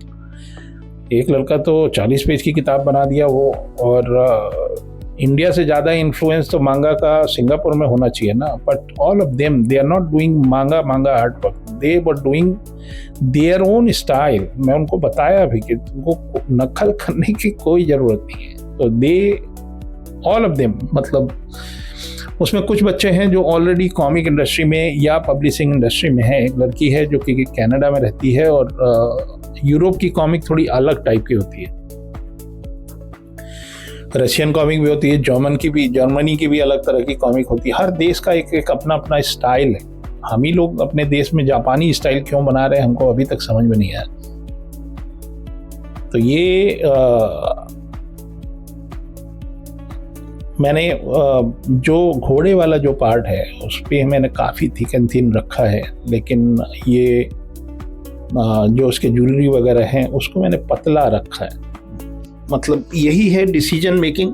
मैंने शुरुआत में बताया ना कि हम एक प्लान लेके चलते हैं कि क्या लुक एंड फील रहेगा। नॉर्मली हम लोग क्या करते हैं कि पर्सपेक्टिव देख लेते हैं, मतलब एटमॉस्फेरिक पर्सपेक्टिव जैसा फील ले आते हैं आर्टवर्क में, कि जो सामने वाला किरदार है वो थोड़ा हैवी रहेगा, बीच वाला थोड़ा और लाइट रहेगा। लाइट इन द सेंस उसके अंदर शैडोज थोड़े से कम रहेंगे। तो इस तरह की प्लानिंग कर लेते हैं। और इसी तरह का एक मेरे को ट्यूटोरियल करना भी था अपने स्टूडेंट्स के लिए, ताकि मैं वो देख पाएँ कि ये जो डिसीजन मेकिंग होती है हमारी, वो मैं कैसे लेता हूँ। तो अच्छा है हमको एक यूट्यूब जैसा एक माध्यम मिल गया जहाँ पे मैं स्टेप बाय स्टेप करके और एक ट्यूटोरियल बना दे रहा हूँ, मास्टर क्लास, जिससे कॉमिक की इंकिंग भी समझ में आ जाए, थोड़ी पेंसिलिंग भी समझ में आ जाए। इसको मैं कलर भी करता हूँ डिजिटली, आप देखना आगे डिजिटल कलरिंग कैसे होती है कॉमिक में, तो वो वाली भी चीज़। हालांकि मैं वो डीसी वाला स्टाइल से नहीं करना चाहता हूँ क्योंकि उतना टाइम नहीं है। तो आप बताइएगा कमेंट में कि ये जो तपस्या मैं करने जा रहा हूँ 30 किरदारों को लेके, भारत के राजाओं ने जिन्होंने अपने देश के लिए योगदान दिया, ये कैसा प्रोजेक्ट है, आपको कैसा लग रहा है? थोड़ा उत्साहवर्धन करिए, थोड़ा हमारा हिम्मत बढ़ाइए। और अगर कोई इतिहासकार हो और युवा पीढ़ी का जो कि एकदम से अपने जीवन के बहुत बहुमूल्य समय इस प्रोजेक्ट में देना चाहता है उचित मेहनताना के साथ मतलब ये नहीं फ्री में कुछ नहीं होगा। आप you need to study properly, you have to come up with all the research, and then we sit down together, then we will make it a comic script and then we start working on the final project. तो ये just concept है, बहुत time लगने वाला है क्योंकि quality से कोई समझौता नहीं होगा। एक एक फ्रेम पे बढ़िया से मेहनत होगी और कुछ एक ऐसी चीज़ बनाने का प्लान है जो कि सभी के घर पे, सभी स्कूलों में, हर जगह उपलब्ध होनी चाहिए ईजिली। और ये 30 राजा जिनकी कहानी मेरे दिमाग में हमेशा रहती थी, मैं तो कभी कभी देख भी लेता था सपने में कि ये किताबें मैं किसी को ले जाके और दे रहा हूँ, लोग खरीद रहे हैं, लोग अपने पास रख रहे हैं और रेकमेंड कर रहे हैं। रिकमेंडेशन पे ये चलता है कि ये जो सब्जेक्ट मैटर है, I always wanted to find this with the quality I am looking for, या जो क्वालिटी मैं इसमें करना चाह रहा हूँ उस क्वालिटी में इंडियन जितने भी राजा हैं उनके ऊपर कुछ काम करूँ और जो भी मेरा ये AVGC में योगदान बन सके वो मैं करूँ। तो ये है ब्रश। अब यहाँ पे कुछ डिज़ाइन है, हम चाहते तो एकदम से डिज़ाइन बनाते, लेकिन मैं थोड़ा सा एक ऑप्टिकल इल्यूज़न दे रहा हूँ। कुछ जो मेटल का पार्ट, इसको कलर से जब मैं करूँगा तो आपको बहुत आनंद आएगा। लाइट वाइट का भी होता है ना। तो जो बेसिक चीज़ें हैं जो एक अच्छे आर्टवर्क को अच्छा बनाती हैं, उसके अंदर अगर कैरेक्टर बेस्ड है तो एक तो एनाटॉमी अच्छी होनी चाहिए, जो फॉर्म होते हैं या जो अरेंजमेंट है जिसको हम कंपोजिशन बोलते हैं वो टू द पॉइंट होना चाहिए, कुछ भी एक्स्ट्रा करने की ज़रूरत ना हो, पर्सपेक्टिव सही होना चाहिए। लाइट बहुत इम्पॉर्टेंट चीज़ है। लाइट जो है वो लाइट किधर से आ रही है, कितना शैडो बन रहा है, वो बहुत इम्पॉर्टेंट है। फिर कलर जो है, कलर थ्योरी अगर आप अच्छे से जानते हैं, मतलब what colour goes with what, ये एक हालांकि ये थ्योरी से ज़्यादा प्रैक्टिकल वाली चीज़ है, मतलब जो आप जीवन में देखते हैं वही चीज़ तो अप्लाई करेंगे ना। तो कभी कभी कलर थ्योरी अगर आप एकदम बिल्कुल वर्ड टू वर्ड चलेंगे तो वो नहीं काम आती है। कभी कभी हम लोग ट्रेंड के साथ भी चलते हैं, क्या अभी ट्रेंड में चल रहा है। अभी जैसे मैं इसके अंदर प्लान कर रहा हूँ कि इसको सब डीसैचुरेटेड कलर यूज़ करूँगा, आई एम नॉट यूजिंग कोई गॉडी वॉडी कलर की गोल्ड है तो एकदम पीला लगा दिया, वो वाला चीज़ नहीं, क्योंकि वो ट्रेंड में है नहीं अभी। मेरे लिए सुविधाजनक ये है कि मैं जब डीजी पेन से निकला तो दुनिया के हर क्षेत्र में, दुनिया के हर देश में, बड़े बड़े देशों में मेरे इंडस्ट्री के स्टूडेंट्स, जो मेरे स्टूडेंट रहे हैं वो उसी इंडस्ट्री में कहीं ना कहीं काम कर रहे हैं, और वो क्या ट्रेंड में चल रहा है, किस तरह का काम है, वो अपलोड करते रहते हैं या मुझे डायरेक्टली भेजा करते हैं। मैं उनसे बातचीत करता रहता हूँ, मुझे पता चलता रहता है कि कौन सा ट्रेंड चल रहा है, कलर का, कंसेप्ट आर्ट में किस तरह की चीज़ें चल रही हैं, तो ये मेरे को पता चलता रहता है, तो उससे मेरे को सुविधा होती है। तो ये घोड़ा है, काफ़ी मस्कुलर है और इसका एक अच्छा सा फेशियल एक्सप्रेशन है, कहीं दौड़ के जा रहा है, युद्ध का मैदान है, और मैं बहुत ज़्यादा चाहता तो पीछे और भर देता उसके अंदर घोड़ा हाथी और ये वो, लेकिन मैंने सोचा नहीं, एकदम टू द पॉइंट रखते हैं, मेन जो कैरेक्टर हैं उन्हीं को रखते हैं। लेकिन जब मैं पढ़ रहा था या जब मैं रिसर्च कर रहा था तो मैं ऑलमोस्ट वहाँ पहुँच गया था जहाँ ये सब युद्ध हो रहे थे। तो when you read somebody's biography, authentic biography, then you can feel that क्या सिचुएशन होती होगी। अशोका भी मैंने देखा, शाहरुख खान वाला, they did a wonderful job। तो मैं यही हतप्रभ हो जाता हूँ क्योंकि पाटलिपुत्र का जिक्र होता है और अवध नहीं, उस समय तो नहीं था, मतलब मगध था और कलिंग था। कलिंग तो उड़ीसा का क्षेत्र हो गया। तो उस मूवी में भी मैं कॉस्ट्यूम डिज़ाइन देख रहा था, कहाँ किस तरह के घर में वो रहते थे, कहाँ गुफा थी, कहाँ क्या था। अशोक की कहानी तो और मेस्मराइजिंग है, अद्भुत है। और मतलब एक ऐसे घर में वो थे जहाँ पे भाई ही भाई का शत्रु था और बड़ा कॉन्स्पिरेसी था, लेकिन ही वॉज अ वॉरियर। प्रेरणा देता है मेरे को बहुत। और ये तो बिल्कुल कहीं से उठ के इन्होंने, चाणक्य ने इनको स्पॉट किया एंड ही मेड हिम राजा। तो देख लीजिए, मतलब गुरु के हाथ में है, गुरु चाहे तो अपने शिष्य को कहाँ से कहाँ पहुँचा देता है। तो चंद्रगुप्त मौर्य की मुझे कोई भी ऑथेंटिक इमेज नहीं मिली। तो मैं जो समकालीन जो ड्रेस हैं म्यूज़ियम के आर्काइव से, मैंने अशोक सम्राट का जो मुकुट होता है उसी मुकुट से मैंने प्रेरणा ली और मैं मान लिया कि उस समय इस तरह का ही परिधान हुआ करता था। तो मैं जब युद्ध का दृश्य बना रहा था तो मैंने सोचा कि इनको बहुत सारा आर्मर पहनाने से बढ़िया है थोड़ा सा इनको दिखाऊं कि हाउ हेल्दी ही इज, कितना वॉरियर वाला, जो लड़ाई करते हैं युद्ध के मैदान में, भारी भारी हथियार उठाते हैं, तो उनका बॉडी एकदम सॉलिड तो होना ही चाहिए।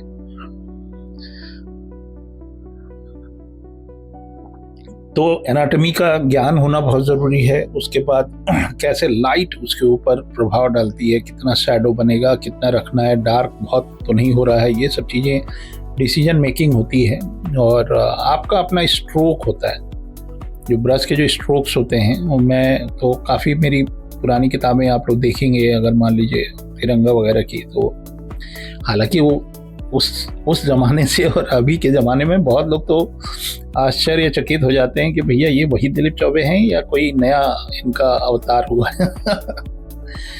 मैं तब से लगातार काम कर रहा हूँ, तो मेरे काम में काफ़ी बदलाव आया है, चीज़ों को मैं अच्छी तरह से समझा, एनाटॉमी में जो चीज़ें हमको इम्प्रूव करनी थी वो सब की। तो लंबी जर्नी हो गई ना, तो लंबी जर्नी ये हो जाती है कि उस समय हम खुद ही 20 साल के थे जब राज कॉमिक के लिए काम कर रहे थे, तो आज तो हम 30 साल का तो एक्सपीरियंस लिया। तो ये रूलर मैंने यूज़ किया, नटराज का रूलर आज भी पिंड नहीं छोड़ता, इससे बढ़िया कुछ नहीं। तो ये मैं जो उनका तलवार है उसको मैं माइक्रोन से ही बना लिया। तो जो छोटे छोटे डिटेल्स हैं ना वो माइक्रोन के पेन से ही बना रहा हूँ। हालांकि हम पहले रोटरिंग एक जर्मनी का पेन आया करता था। अभी मैं किसी से बात कर रहा था, अपने ही किसी स्टूडेंट से, तो उसने बताया मेरे को कि सर अभी मैंने रोटरिंग के सारे पेन फेंक दिए क्योंकि अब कोई यूज़ नहीं करता। आर्किटेक्ट लोग यूज़ किया करते थे क्योंकि उसमें एक बड़ा एक स्किल था उसको यूज़ करना है, उसको शेक करना पड़ता था, ठक ठक ठक ठक आवाज़ आती थी और 90 डिग्री पे आपको होल्ड करना पड़ता था। तो बड़ा आर्टिस्टिक तो नहीं था वो आर्टिस्ट के लिए, हम सिर्फ इसलिए यूज़ करना पड़ता था हमको मजबूरीवश, क्योंकि सिर्फ रोटरिंग का इंक ही वाटरप्रूफ होता था और बाकी तो फाउंटेन पेन वगैरह में अगर आप उसको डाल देंगे तो जम जाता था और पेन भी खराब हो जाता था। तो बड़े कष्टों से हम लोगों ने वो दिन देखे हैं जब हम इंकिंग किया करते थे और रोटरिंग से। तो अब माइक्रोन ने, क्योंकि ये भी वाटरप्रूफ है, तो माइक्रोन ने जीवन बहुत आरामदायक कर दिया है। बहुत लोग तो ब्रश भी नहीं यूज़ करते, वो ब्रश पेन यूज़ करते हैं, लेकिन मैं आपको दिखा रहा था कि ट्रेडिशनली कैसे काम होता है। आप जितना मांगा वगैरह भी देखते हैं तो मोस्टली जो है ट्रेडिशनली होता था, अभी भी होता है, लेकिन न्यू जनरेशन के लोग धीरे धीरे उसको डिजिटल में ले आए हैं। तो डिजिटल में जो समस्या जो मुझे लगती है वो मैं यही बता रहा था कि एक सब कुछ वर्चुअल हो जाता है, फिजिकल कॉपी रहती नहीं है। अब ये जो आर्ट वर्क मैं बनाऊंगा तो ये एक मेरा art work, original art work मेरे पास रहेगा। बाद में इसको मैं कलेक्शन में रखूंगा अपनी एग्जीबिशन हॉल में। एक बनाता हूँ एक म्यूजियम, दिलीप चौबे का म्यूजियम।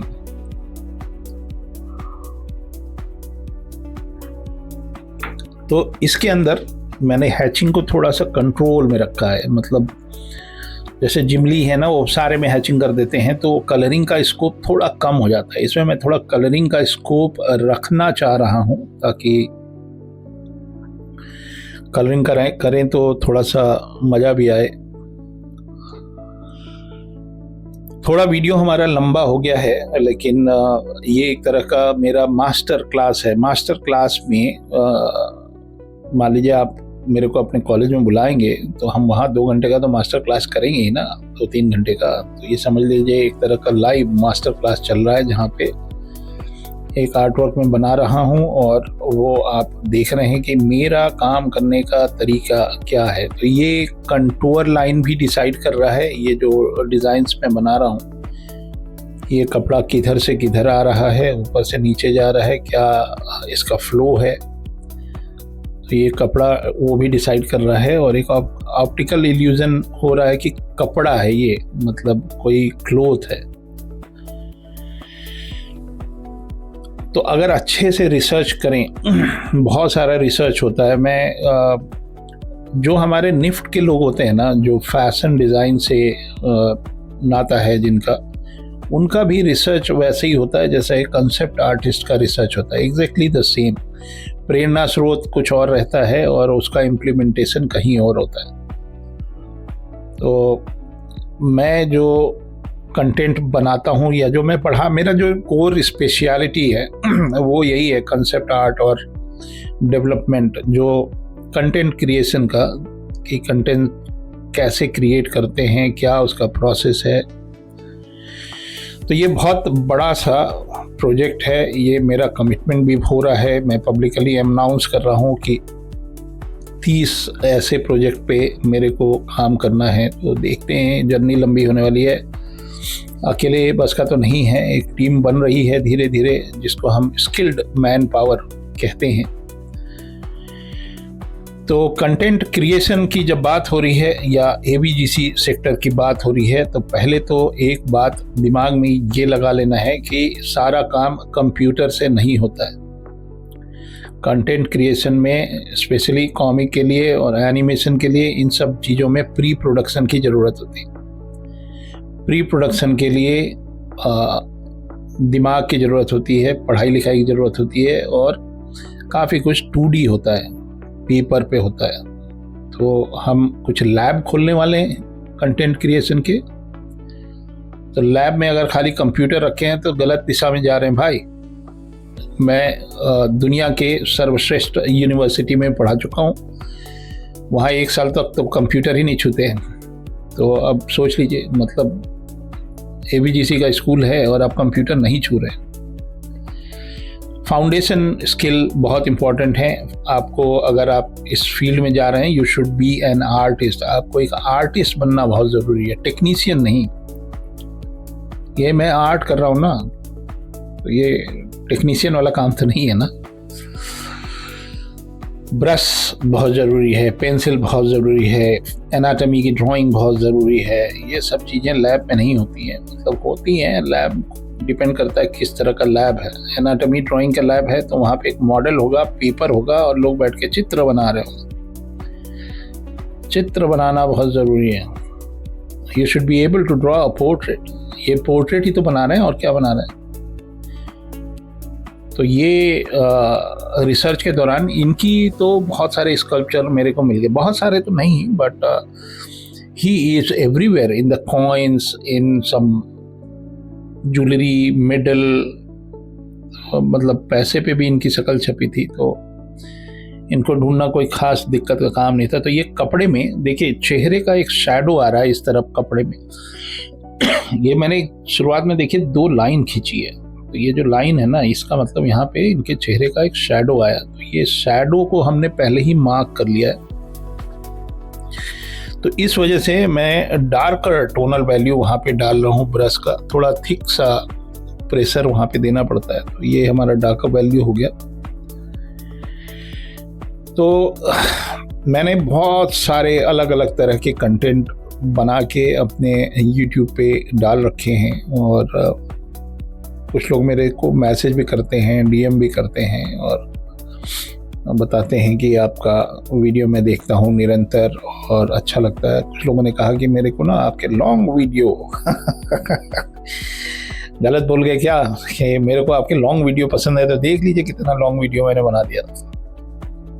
तो ये एक्चुअल में धन बनाने की कला है। और जो अप्लाइड आर्ट्स होता है, जिसको हम लोग कमर्शियल आर्ट भी बोलते हैं, कॉलेजेस में अप्लाइड आर्ट्स की पढ़ाई होती है, तो ये उसी में इलस्ट्रेशन एक पार्ट होता है।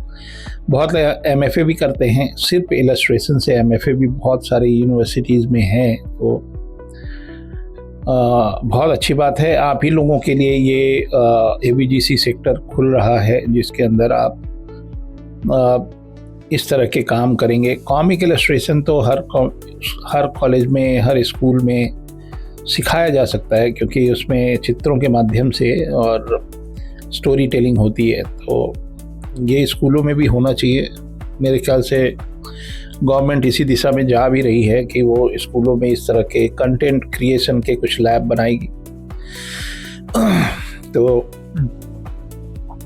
अच्छा है, बहुत स्टोरी टेलिंग की ज़रूरत है। कम से कम सुपर हीरोज़ के लिए हमको विदेशी सुपर हीरोज़ की मदद की ज़रूरत ना हो। हमारे देश में कुछ आपत्ति आ जाए और हमको सुपरमैन की ज़रूरत हो, उसको तो डोनाल्ड ट्रंप अभी रोक देंगे कि नहीं, तुम नहीं जाओगे वहाँ। तो मुझे जहाँ तक लगता है कि जितने भी शहर हैं हमारे देश के, अब तो बड़े बड़े शहर हो गए हैं, हर शहर का एक सुपर हीरो होना चाहिए, जो वहाँ की छोटी छोटी समस्याएं जो हैं वही सुलझा दे। हमारे देश का शासन प्रशासन को क्यों इतनी मेहनत करनी पड़े, जब सुपर हीरो, वहाँ का लोकल सुपर हीरो जो है समस्याओं को समाधान करते। तो हमको विदेशी सुपर हीरोज़ की बिल्कुल ज़रूरत नहीं है भाई। मंगा वाले सुपर हीरो तो बिल्कुल ही नहीं चाहिए। और सब आके जापानी भाषा में बात करेंगे तो कहाँ तक हमारी रक्षा करेंगे। All the youngsters, I know the potential. You got the potential to create your own superhero who can protect you and your family and your city. So इस दिशा पे सभी लोग लग जाइए और देख लीजिए हमारे गली गली मोहल्ले मोहल्ले में अलग अलग सुपर हीरो रहेंगे। उनकी काबिलियत एक से एक काबिलियत होनी चाहिए। मतलब एक सुपर हीरो तो तत्काल ज़रूरत है। जो लोगों को फर्जी फ़ोन आते हैं और फ़ोन पे उनको बताया जाता है कि आप डिजिटल अरेस्टेड हैं, तो उसके लिए एक साइबर वाला सुपर हीरो चाहिए। तो जितने भी यंगस्टर्स हैं वो लोग को इस दिशा में सोचना चाहिए। मुझे मिलते रहते हैं काफ़ी बच्चे, ऑनलाइन मिलते हैं, कहीं फेसबुक वगैरह पे बताते हैं सर मेरा सुपर हीरो है ना, मैंने बनाया है और इसका ये पावर है। मुझे कुछ तो एकदम मैं हिल जाता हूँ यार, इतना छोटे से उम्र में ऐसा कैसे सोच लेते हैं। तो बहुत क्रिएटिव कंट्री है हमारा, उनको सिर्फ दिशा दिखाने की ज़रूरत थी। मैं तो अलग ही दुनिया में चला गया हूँ जहाँ पे कॉमन मैन, मतलब जिनका आर्ट वर्क से कोई लेना देना नहीं था और अब उन्होंने रिटायरमेंट के बाद प्लान किया कि अब मैं आर्ट में अपना करियर देख रहा हूँ और लोग हमसे जुड़ रहे हैं। और आई एम सो प्राउड कि मैं एक माध्यम बन रहा हूँ जहाँ पे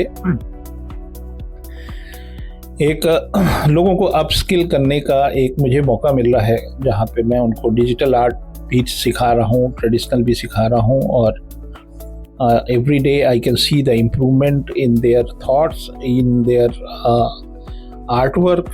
तो मेरे से ज़्यादा सौभाग्यशाली कौन होगा बताइए आप।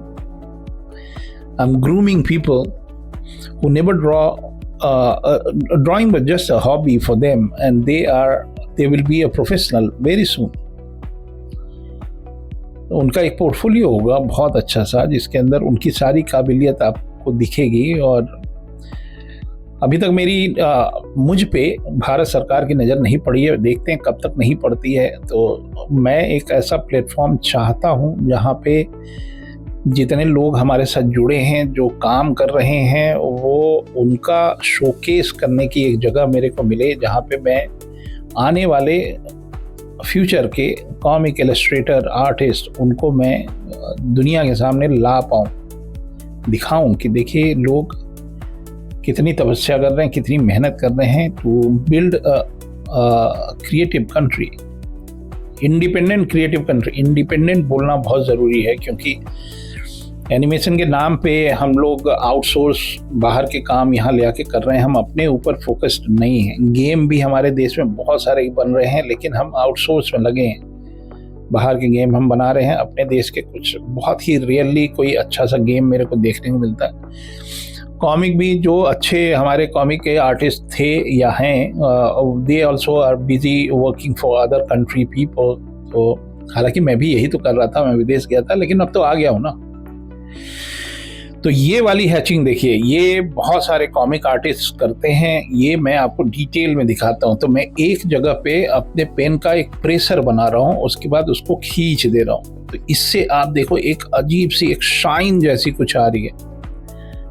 ये है हैचिंग का। ये बहुत सारे अलग अलग, आप जिमली के भी आप देखेंगे ना, तो बहुत सारे स्ट्रोक लोग डिकोड कर करके रखे हैं कि how they do the hatching, और अलग अलग पेन के से अलग अलग स्ट्रोक मिलते हैं। तो अब इनका हेलमेट देखिए, उसमें एक शाइन सा आ रहा है, बाकी काम तो हमारा कलर कर ही देगा। तो ये है ताकत ट्रेडिशनल आर्ट का, traditional way of doing inking. तो ये इनकी पूंछ है, घोड़े की पूंछ।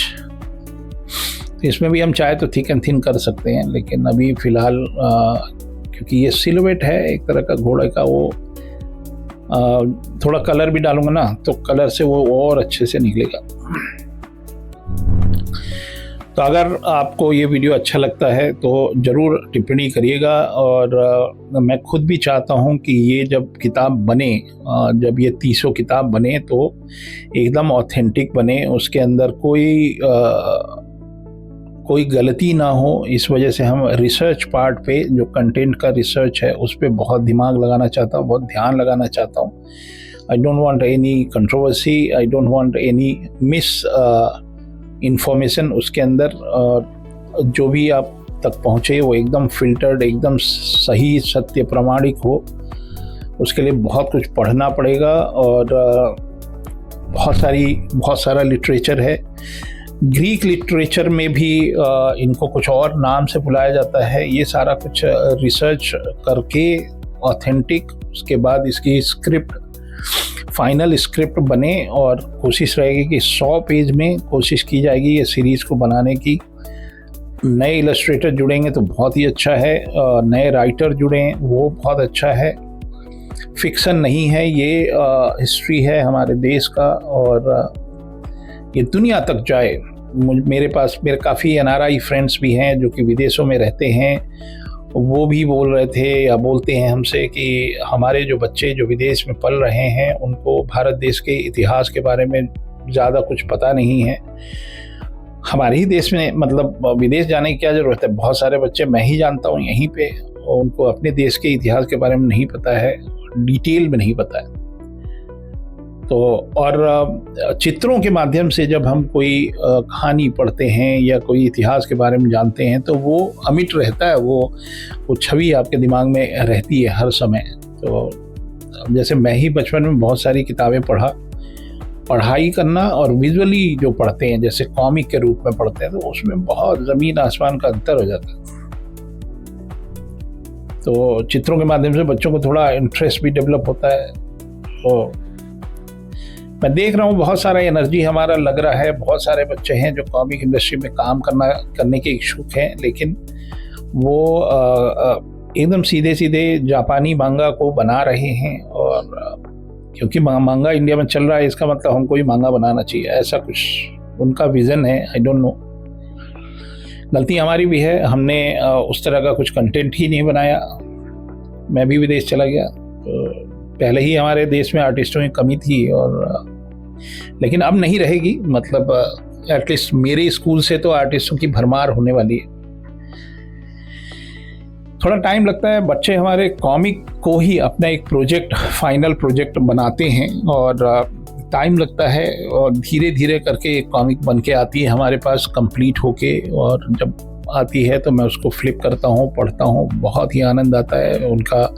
उनकी मेहनत उसके अंदर दिखाई देती है, उसके अंदर उनका कलरिंग दिखता है। तो जिन लोगों ने जीवन में कभी कॉमिक नहीं बनाई थी वो हमारे यहाँ कॉमिक पूरा करते हैं, बनाते हैं। भले उनको टाइम लगता है, time can be 6 month, can be 3 month, और प्रोसेस से बनाते हैं। मतलब पहले पेंसिल से बनाएंगे, फिर इंक करेंगे, फिर उसको कलर करेंगे डिजिटली।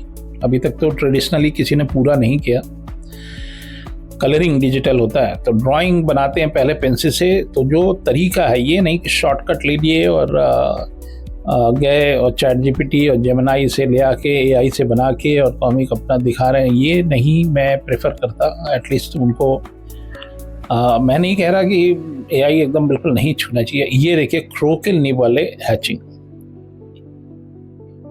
ये क्रॉस हैचिंग 45 डिग्री, इससे खूबसूरती बढ़ती है भाई, खूबसूरती। तो ये ऑलमोस्ट हम कंप्लीट करने वाले हैं इसको। इंकिंग करके बहुत दिन बाद में कर रहा था, बहुत आनंद आया। और पेंसिलिंग तो करता ही रहता हूँ, आपने बहुत सारे वीडियोस भी देखे हमारे स्केचिंग के। तो ये बड़े स्ट्रोक्स में ले रहा हूँ और ये क्रोकिल की हैचिंग है। तो ये हमने हल्का सा यहाँ नीचे क्रॉस हैच किया। तो ये जब हैच करते हैं ना तो वो मिड टोन, मान लीजिए वो नीचे चला गया, मिड टोन टाइप का। तो कुछ स्ट्रोक्स ऑलरेडी बने हैं क्रोकिल के लिए, कुछ बने हैं माइक्रोन से भी आ जाते हैं। तो और ब्लैक एंड वाइट का संयोजन, कि ब्लैक एंड वाइट जो होता है ना उसको हम कैसे यूज़ करते हैं, तो वो बहुत ही ज़रूरी है। और पेशेंस आपको क्या लग रहा है कि ये मैंने फटाफट बना दिया? नहीं भाई, टाइम लगा, हमको भी टाइम लग जाता है कभी। तो अब इसके बाद वाले जितने भी प्रोजेक्ट हैं उसमें भी कंपोजिशन रहेगा। उसकी कोशिश करूंगा मैं कि पूरा ही उसको रिकॉर्ड कर पाऊँ। उसके अंदर जो हमारी थंबनेलिंग का प्रोसेस है विजुअलाइजेशन का प्रोसेस है, उसके बाद कैरेक्टराइजेशन का प्रोसेस है, और कोशिश करूँगा कि जो मेरे थोड़ा बहुत रिसर्च हैं हमारे, वो मैं दिखाऊं। अब मुझे पता है कि पटना में एक म्यूज़ियम है जहाँ इनसे रिलेटेड कुछ चीज़ें वहाँ रखी हुई हैं, कुछ स्कल्पचर्स भी मिले हैं चंद्रगुप्त मौर्य के समय का, मौर्यकालीन, तो वो सारी चीज़ें रिसर्च हो। अशोक के बारे में भी, तो जो हमारे राइटर हैं वो पहले जाएं, ट्रैवल करें, सब जगह जाके जो भी चीज़ें उनसे इकट्ठा हो सकती हैं वो इकट्ठा करें, और वो सारी चीज़ों को मिला जुला के तब जाके ये पूरी ग्राफिक नॉवल के ऊपर काम शुरू हो। तो अब मैं क्या कर रहा हूँ कि इनको डेप्थ में डाल दे रहा हूँ। डेप्थ मतलब ये जो ब्लैक है that will be kind of depth, और कलर से वो बहुत अच्छे से निकलेगा, और थोड़े बहुत माइन्यूट हल्के हल्के जो हमारे स्ट्रोक्स रह गए हैं वो मैं कर ले रहा हूँ। और ये ट्रेडिशनल ब्रश है, ये मत कंफ्यूज होइएगा कि मैं जादू से इसमें इंक ख़त्म नहीं हो रहा है, मैं डिप कर रहा हूँ और उसके अंदर मैं लगा रहा हूँ। अगर आप इंटरेस्टेड हैं इस तरह का काम करने का और मेरे साथ जुड़ने का भी, तो एक अच्छा सा पोर्टफोलियो बनाइए, और हमको इंस्टा पे भी भेज सकते हैं आप, लिंक्डइन पे भी भेज सकते हैं। तो ये हमारा शॉर्ट हो गया, जो कि कभी कभी मैं भी सीधी लाइन नहीं खींच पाता मैं कभी कभी बोलता भी रहता हूँ कि अगर आप सीधी लाइन ही नहीं खींच पाते तो काहे के आर्टिस्ट, लेकिन मैं खुद ही रूलर यूज कर रहा होता है। तो इसमें थोड़ा ऑर्नामेंटेशन कर दे रहे हैं। ये जो इनका तलवार है, तलवार में थोड़ा डिज़ाइन वगैरह डाल देते हैं। मेटल का है तो मेटल की पेंटिंग, मेरे सारे ट्यूटोरियल देखा करिए। मास्टर क्लास वाला वीडियो मैं पहले बनाया करता था, और ये हमारा हस्ताक्षर हो गया। तो ये हमने एक किनारे एक हस्ताक्षर कर दिया, और तो ये हमारी इंकिंग संपन्न हुई। पहले मैंने पेंसिल पूरा किया था, टाइट पेंसिलिंग। इसमें से जो पेंसिल वाले मार्क हैं वो हमने मिटा दिए, क्योंकि अब ये इंक हो गया। टाइम लगता है इंकिंग में, लेकिन तसल्ली बख्श इंकिंग करने में थोड़ा सा समय लगता है। तो ये हमारा सारा पार्ट आप देख लीजिए, सारा कुछ हो गया, यहाँ पे अच्छे से इंक हो गया। अब इंकिंग करने के बाद मैं इसको एक बार स्कैन कर लेता हूँ। तो स्कैन करके, और इसको जो फिजिकल कॉपी है ये अब हमारा डिजिटल हो गया। इसको मैंने डिजिटल कर दिया, और हम फोटोशॉप पे इसको ले आए। फोटोशॉप पे अब मैंने इसको फ्लैट कलर कर दिया। इसके अंदर कलर मैंने सारे डिसाइड कर लिए कहाँ कौन सा कलर लगना है, तो इसको मैं फ्लैट कलरिंग बोलता हूँ। तो अब ये फ्लैट कलरिंग हो गई। अब फ्लैट कलरिंग के बाद अब मैं इसके अंदर डिजिटल पेंटिंग करने जा रहा हूँ। तो एक लाइट सोर्स हमने मान लिया। मैं बहुत वो चिकना वाला जो पेंटिंग होता है, जो डीसी मार्बल के लिए हम लोग किया करते थे उस लेवल के, वो इसमें नहीं कर रहा हूँ। इसमें I am just doing colour blocking. Colour हम ब्लॉक करके रख दे रहे हैं कि कहाँ कहाँ पे कौन सा लाइट जाएगा, कहाँ कौन सा शैडो जाएगा।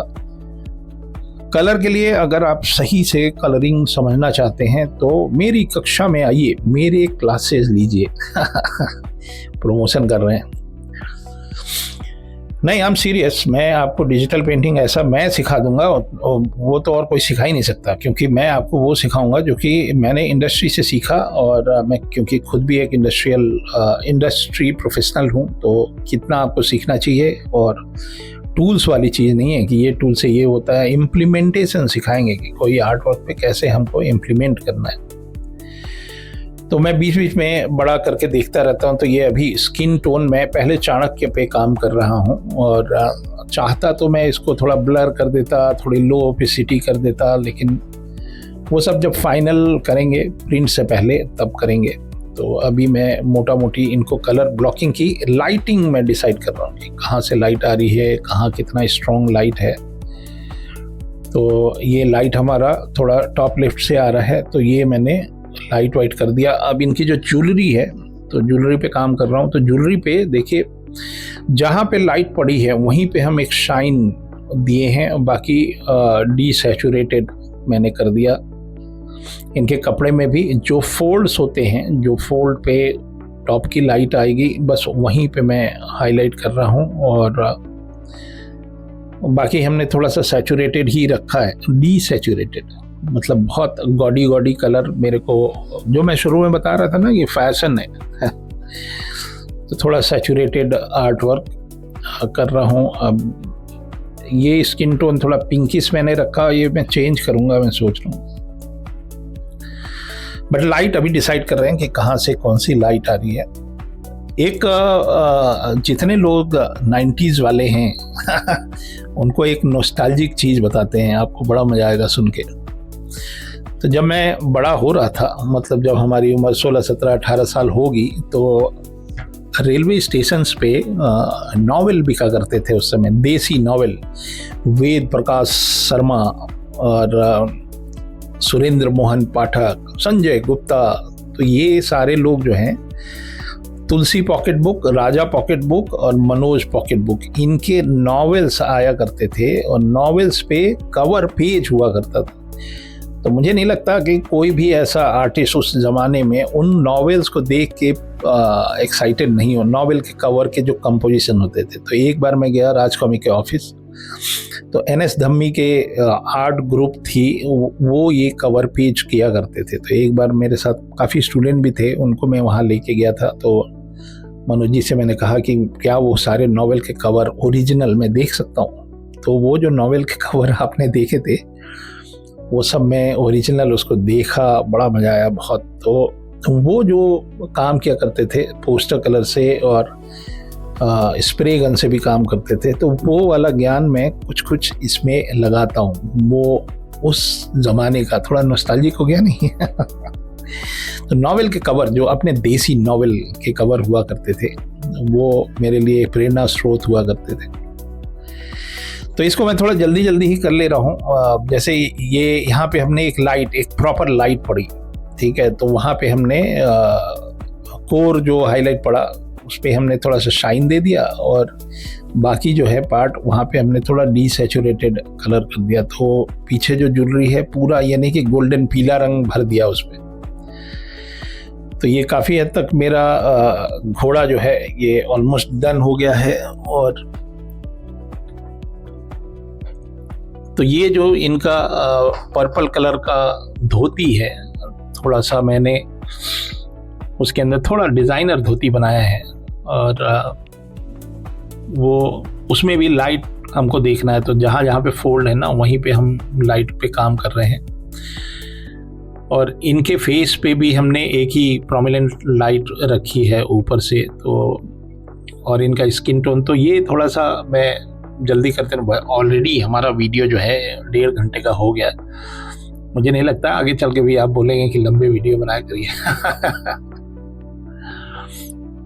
बट मैं कंप्लीट प्रोसेस आपको दिखाना चाह रहा था कि मैं पेंसिलिंग कैसे करता हूँ, फिर उसको इंक कैसे करता हूँ। इंकिंग बहुत इंपॉर्टेंट था। डिजिटल कलरिंग तो बहुत लोग करते हैं, आर्ट वर्क मिल जाए अच्छा सा तो कोई भी डिजिटल कलरिंग कर ले, लेकिन जो बीच का प्रोसेस है इंकिंग वाला, वो अब तो रेयर होता जा रहा है, किसी को पता ही नहीं है। मतलब कॉलेज में लोगों को MFA की डिग्री मिल जाती है लेकिन उनको इंकिंग नहीं पता है। तो मुझे खुद ही दिक्कत होती है ढूंढने में इंकर कहाँ से मिलेंगे। तो ये जो सोल्जर्स हैं जो तीनों पीछे हैं, उनको हम थोड़ा सा डल अभी रख रहे हैं, और ताकि मेन फोकस जो है, जो 3 मेन लीड लोग हैं वो ही दिखाई दें। तो ये लोग सेकेंडरी हैं। तो ये एक बड़ा सा लंबा सा एक चैलेंज ले लिया है मैंने, जिसके अंदर मैं 30 सुपर हीरोज जिन्होंने इंडिया की रचना की और इंडिया की रचना में योगदान किया, वो मैं आपको दिखाना चाह रहा था। तो शामिल हुई है हमारे साथ इस जर्नी में। और थोड़ा टाइम भी लग सकता है क्योंकि लंबे वीडियो है ना, ऐसा नहीं है कि इंकटोबर चल रहा है और रोज़ एक वीडियो आ रहा है। थोड़ा टाइम लगेगा, थोड़ा हम अच्छे से ठोक बजा के बढ़िया काम करके आपको दिखाते हैं। और इसी तरह हमारे साथ जुड़े रहिए, इन सारी वीडियोस को देखते रहिए, अपने वैल्यूबल कमेंट्स ज़रूर दिया करिए। जो लोग कॉमिक इंडस्ट्री में जाना चाहते हैं उनको प्रेरित करिए, उनको बताइए AVGC सेक्टर में हम बहुत कुछ कर सकते हैं और कंटेंट बहुत सारा है हमारे पास। तो उम्मीद करते हैं ये लंबा सा वीडियो, एक लंबा सा मास्टर क्लास आपको अच्छा लगा। और इसी तरह हमारे साथ सहयोग बनाए रखिए, सब्सक्राइब करिए अगर नहीं किए हैं तो कर लीजिए, और शेयर करेंगे तो काफ़ी लोगों तक ये सारा नॉलेज पहुंचेगा और मुझे भी अच्छा लगेगा। तो अगला वीडियो का प्लान है, मैं अशोक के ऊपर रिसर्च कर रहा हूं और ये हमारा कवर पेज ऑलमोस्ट डन हो गया। उम्मीद करते हैं आपको काफ़ी कुछ नया सीखने को मिला। मिलते हैं अगले वाले वीडियो में, जो कि बहुत ही जल्दी आपको मिलेगा देखने को। तब तक के लिए अपना ध्यान रखिए। जय हिंद।